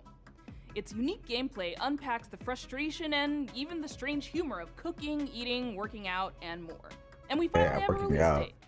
Hi, I'm Jenny. Hi, I'm AP. We're the co-directors of Consume Me. Consume Me won the Okay. Seamus McNally Grand Prize at the 2025 Independent Games Festival. More importantly, it's about to get its release date announced at Day of the Devs. After we talk specifically about how cool it is. Oh, this is cute. Did you feel like a complete jerk and or a loser in high school? Well, I did. And I did not stop her from spending several years of her adult life letting me make a hardcore role-playing game about it with her. I was not my This is high cute. school I'd actually valedictorian. consume me. I'm writing that one down too. This is Were really a cool. toilet emoji. Furthermore, The art style is zero great. European museums It being have about ever yet featured food an is very exhibit of interesting. my art. So I haven't played the too many only games thing I can about think food. of to And the way want that to the do environment that they're was talking about the get story hot. within is That's where you come in. Are you tough enough to help cartoon me get hot? Each story chapter in Consume Me sees Jenny with new goals and not enough time to... So it's about her. Like literally? You, the player, Why are you must saying manage consume me your 'cause, like, schedule the by title? making meticulous decisions about how to spend her free time. Every activity costs or boosts different resources. These activities often involve mechanically hilarious minigames. In Consume Me, putting food on your lunch plate is a puzzle game. You can buy a sponge at the corner store to make the hitbox bigger in the bathroom cleaning minigame, and you can also wear a special outfit that results in your mom giving you more money if you clean the whole bathroom. Yoga might kill you. Encounter cash on the street while walking. Oh, your that's dog. very. This Got a part variety is of based on real life, by the way. 1 out of every 16 times mediums I as walk well. my dogs The over 2D and past 3D, 4 like with this years, type of I've 3D color encountered 20 environment is very nice. Can you win the heart of the boy of your dreams? Can you hold on to it? Can you chart a course toward a sustainable future? Can you fit just one more to-do Very goal interesting on game. your plate? Or is it already full to bursting? More importantly, does any of this matter, either in the game or in real life? We don't have time to spoil the story here. So you'll have to find out yourself when Consume Me comes to Oh, yeah, Steam when? on Does it come out? September 25th, September 2025. 25th. Please wishlist Is it as that's soon as that's you can. near Daemon X Seriously, Machina. at That's the rate of that's not good for me. $20 Damn. 16 dog walks. It is going to take me 1,095.89 years to earn $1 million, and we need to make another game after this. Thanks. Thanks. Sometimes great games can go unnoticed. If you're lucky, maybe you build a small cult audience, but very rarely do those games go on to inspire huge games like Undertale. That's exactly what happened with this game. Originally released in 2008, and now seeing a release on Steam and Switch, this is off. Hello, Oh, I am Mortis Go, a Brussels-based comic book. I wouldn't. I mean, I guess necessarily. I guess. Off kinda is underrated. If you're comparing it to Undertale, yes, it is underrated. But also nice to see that that it's here. RPG where you control a baseball I've seen a lot of people bat play it. It's gotten a lot of attention over the years, but in the same way as Undertale, no, not really. Than to create something funny to show my friends and a few people on the internet. But it got out of my control. And Yeah, see, he even says it himself. In the frames. reason is that the game is somehow cursed. It harbors a diabolical force that I can't describe. I ask you please not to play it.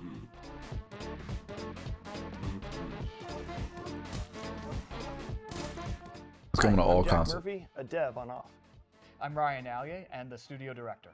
It's been a pleasure to work with Mortis Ghost to bring Off to fans old and new. Off has inspired many indie RPGs over the years, such as One Shot and Undertale. Hey everyone, it's Toby.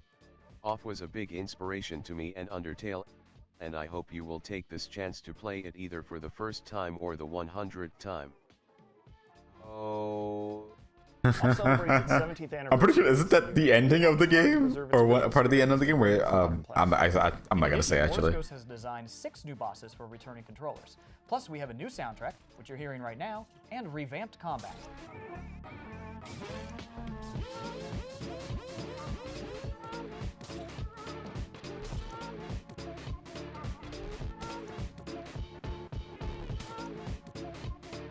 We're proud to announce Off's release date for Nintendo Switch and Steam. Oh, when? Did it not have, I thought it was already announced before.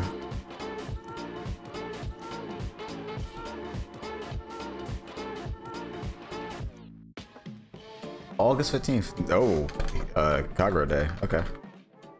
And now a world premiere from a studio based in Quebec called Game Team 6. This is their second game together, and it's one of those where the title kind of tells you all you really need to know and has you sold before you've even seen a pixel. Please enjoy your first look at Tire Boy. Tire Boy. Okay, yeah. The boy rolling in a tire. I'm Corey Martin. I'm Thomas Tobin. And I'm Andy Chmelenko. We're co-creators of Game Team 6, a small studio from Canada making heartfelt games with big ideas. We're so excited to introduce you to Tire Boy, a playful action-adventure platformer about a tire Yeah, exactly. person. Tire Boy is person. fast and nimble, leaping through lush environments, solving environmental puzzles, and taking on heroic battles. Oh, combat? Was not expecting All something while like that. helping locals and uncovering his own past. Tire Boy may be the last of his kind and was lost. The movement seems like it could be lead for something very fun. Raised by a large owl named Nestor, who doesn't know much Graphically, about I feel like family it could or be. ancestors.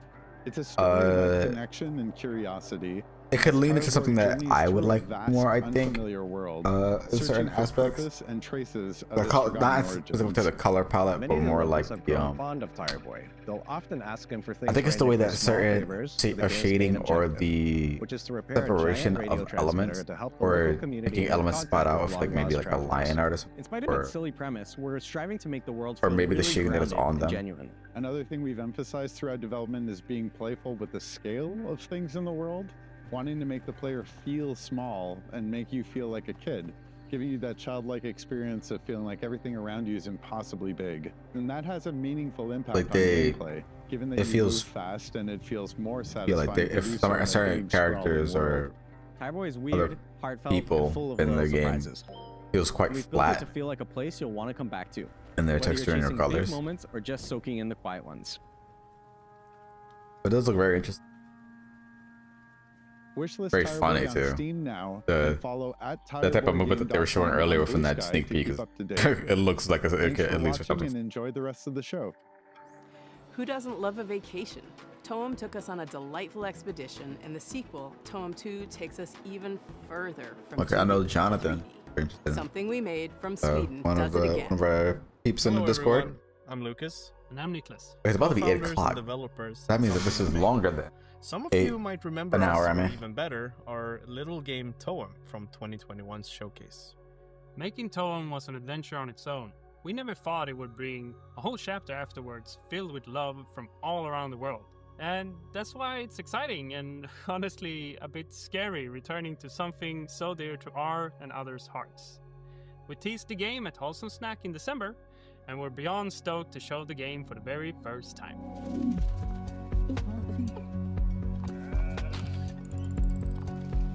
Toem 2 is still a photography adventure that resides in a whimsical world, where the main objective is to photograph a phenomenon known as Toem.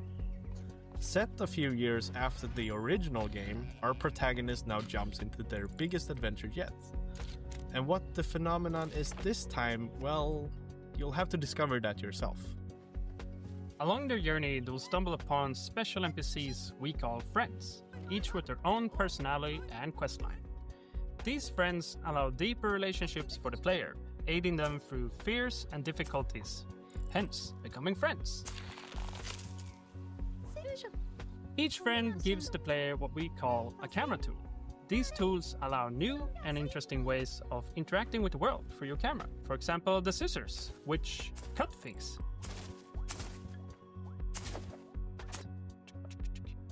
Or take the hammer, which, yeah, you guessed it, is great for smashing stuff. As you might have noticed, we have updated the visuals. It's a crafty mix of render styles that allows us to reimagine the world without compromising on the vibes. And finally, and maybe most importantly, we have a new movement system. It's probably the biggest change compared to Toem 1, and you can now jump and climb your way through the environment. It adds a lot of playfulness for us when designing quests and regions, ultimately making the world feel more free and open. And don't you worry, the handy camera continues to be the main gameplay component. This time, we made it feel a bit faster and snappier. And tying that in with the new movement, we can't wait to see the photos you'll take. So to recap, more story, updated visuals, and a fun new movement system, but still the very same chill and cozy experience. I'm looking at The this whole stuff at team the is cap working concept they announced. It's just very so hard to make Toem amazing. 2 something that can stand proudly. Toem like beside looks the cool. original I didn't know what this game looked like before. improving the rest. I do like the character designs. So if you're interested to learn more, So Go wishlist the I'm game and join our curious Discord. about it. See you all. I don't know if I already own it via my Steam family. Are you looking for a way to support Day of the Devs and you just don't know what to do? We have a new collaboration with our partners at the Academy of Interactive Arts and Sciences. They have an annual program called Game Maker Sketchbook, which sees a celebration of artistry in games. And we don't mean just concept art, we mean character designs, we mean storyboards, we mean Oh, that's cool. iconography. Hold on. All the different I gotta kinds check of that art out. go into developing a game, they are putting a spotlight on, and it's awesome. This year we worked with an illustrator called Nimit Malavia to make this epic piece that features characters from all the best games of the year. Literally dozens and dozens of characters, a veritable Where's Waldo of every game character that you love. That print is limited edition and on sale at iMapit.com. All the That's proceeds really go cool. to the AIAS Foundation and Day of the Devs. Literally, we're nonprofits asking for your dough. I saw 1,000 times But, resist it there. doesn't just mean giving money. It means you get something in return too. Isn't that a joyous thing? We want to give a huge shout out to our flagship sponsor at Xsola, who really helped make Day of the Devs happen this year. Xsola is a global video game commerce company that aligns with our mission to help developers connect directly with players and sell more games, without giving up control or extra revenue. Launching today is a new Day of the Devs activation on the Xsola Mall to spotlight some of our favorite games from recent Day of the Devs showcases. Okay. Scan the QR code below or head to this URL to explore some amazing indie games. And thanks again to Xsola for supporting this celebration of creativity and community. Thank you, Greg, for that riff on Xsola. We are so happy to have them as our flagship sponsor. But we also have some other sponsors to thank because it takes We're going through the a sponsors. village to I'm support Day of the Devs. assuming We're a nonprofit. we're Every close to little the bit end helps. then. We got our founding sponsors, Double Fine. Studio Productions, MDHR is a sponsor, that's cool. iMapit. We have a whole list of other folks that have been contributing throughout the last year. Really? Just want to give them a shout out. Annapurna Wait, in on the Unbeatable trailer. That's my big thing. Devolver Digital, Idea Xbox, 47 Communications, Panic, PlayStation, Razer, Sabotage Studio, Studio MBHR, Summer Game Fest, and Geoff Keighly and the whole gang at the Game Awards for your continuous support. Thank you so much. And if you'd like to donate directly to Day of the Devs, you can go to dayofthedevs.org and do so there. And remember, Day of the Devs is a 501c3 nonprofit organization, so any donations are 100% tax deductible. If you like what you saw here today and want more, just follow us on the World Wide Web, www.dayofthedevs.org. That's not the end, is it? These games, it means a lot to the developers, and thank you for watching today. Thanks to all the developers for sharing their games, and thank you to all our generous sponsors for making this possible. Whoa, whoa, whoa, See you that's not next the time end. on Day of the Devs. Point. Huge thanks to our friend Dose One for providing the beats for today's show, and please stay tuned for a musical performance from the game Unbeatable. Okay, last thing. I guess it was the last thing. Awesome. I'm RJ Lake, and I'm directing Unbeatable, a game where music is legal and you do crimes, with Andrew Tsai over at D-Cell. This is a never-before-heard new track from, this is mostly a never-before-heard track from Unbeatable. It's not a live performance, but all the performances in it are live, if that makes sense. That's because the guitarist is playing lead guitar and rhythm guitar and acoustic guitar and is the drummer, and our keyboardist is the cameraman. This should show you probably just how much work goes into even one of the songs on our 100% original soundtrack, which, by the way, starting right now, you can pre-order at dcellgames.bandcamp.com. That's right, at dcellgames.bandcamp.com. You can pre-order the soundtrack. Alright, this is what I've been waiting for. This is my big thing. This is all me. Enjoy. Goodness. I guess we're gonna get gameplay intermixed with it.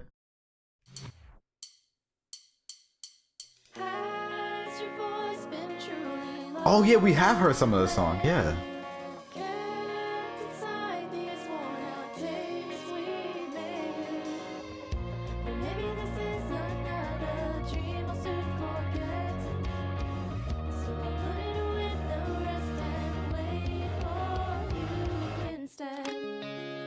Okay, I'm messing with this song incredibly. I fuck with this a lot.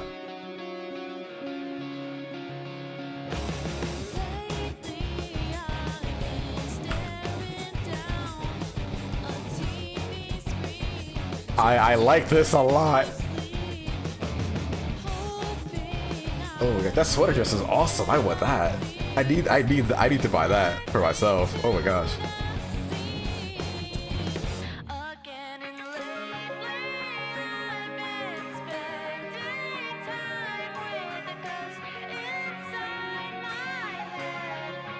Oh god, this sounds so amazing.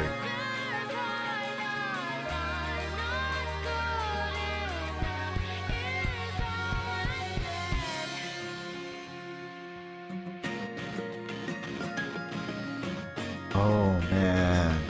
Oh gosh. I love the instances where it's like a song just allows to like vocals are gonna stop and it's just okay, here's just instruments going crazy.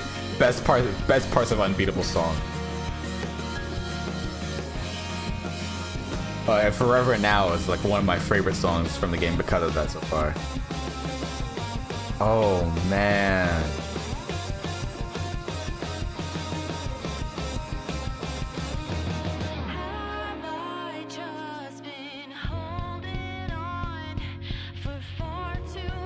I can't wait to play this.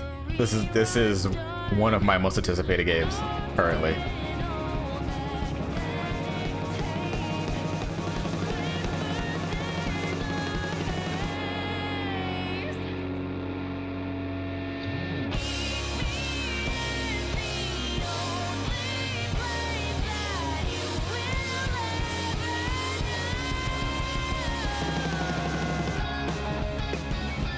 Oh, we're getting more?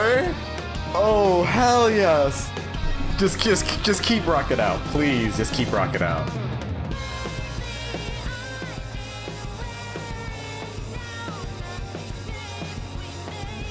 What, so those worn out tapes. Oh man.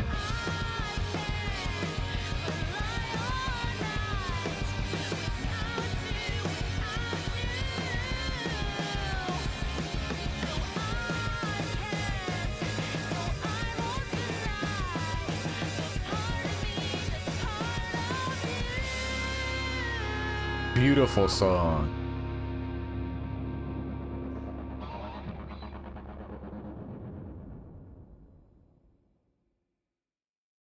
That song is called Worn Out Tapes, and it's actually going to be playable in our demo starting during Steam Next Fest on June 9th, alongside Worn Out Tapes' Tally Ho version, which you might Okay, so we're getting an update. I remember Getting an hearing update that to the first demo. version of Worn Out Tapes all the way back in 2018, which is when we started working on the game. As Wow. time went on, the style of the game's music and the way we designed the charts for them evolved. And it's a full circle moment getting to bring you this brand new rendition of the song when made for their final version of the game. Both the vocal album and the score for Unbeatable just went live on dcellgames.bandcamp.com for pre-order. And if you pre-order the vocal album, you get all of the songs that we've shown off so far, including Worn Out Tapes. And if you pre-order the score, you'll get all the background music from the demo, all the cop fight music, all of the Background music from the demo too. Ooh, that sounds amazing. You can also listen to all of that starting today on our YouTube channel. And that's basically it for my calls to action for this. What else is there to say besides wishlist the game, play the demo, and thank you Release a lot. date? Like genuinely. I don't super- think so. I don't think so. We're not here without you. Like genuinely. I don't have anything to say. I don't have any real words. All the planned stuff ended back when I stopped talking about the album. This, I can't really think of a good way to thank you because there is more love that has come into D-Cell than I have any idea what to do with. This game doesn't exist without the support we've gotten so far. So, oh my God, from the bottom of my heart and everyone at D-Cell Games, thank you so much. We're going to continue trying to do the best we can do. Okay, no release date, but still, we got to hear Worn Out Tapes and when the demo's getting updated. So that's I mean, I know the game's coming out. I've already supported it, so it's not like I need to buy it. I supported it through Kickstarter. We're gonna keep waiting until it's done. I'm happy. I got my Unbeatable stuff like I wanted. That's all that matters to me. So that I could now finally head out and go do other things such as get food because I've not eaten in 7 hours. So thank you guys so much for watching the stream with us. Thank you so much for tuning in to our Summer Game Fest coverage.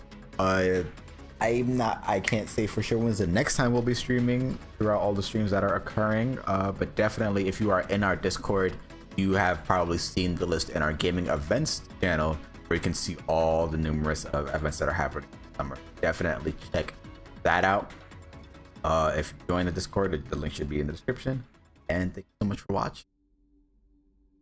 Oh, start, but I'm not gonna stick around. We've been here for quite a while. So, with that being said, why didn't? Yeah, there we go. Thank you so much for watching. Now the end card is working. Thank you so much for watching. Thank you again streaming into our stream. Make sure you like the video if you enjoyed watching the stream, and that you subscribe to the channel to always be tuned in to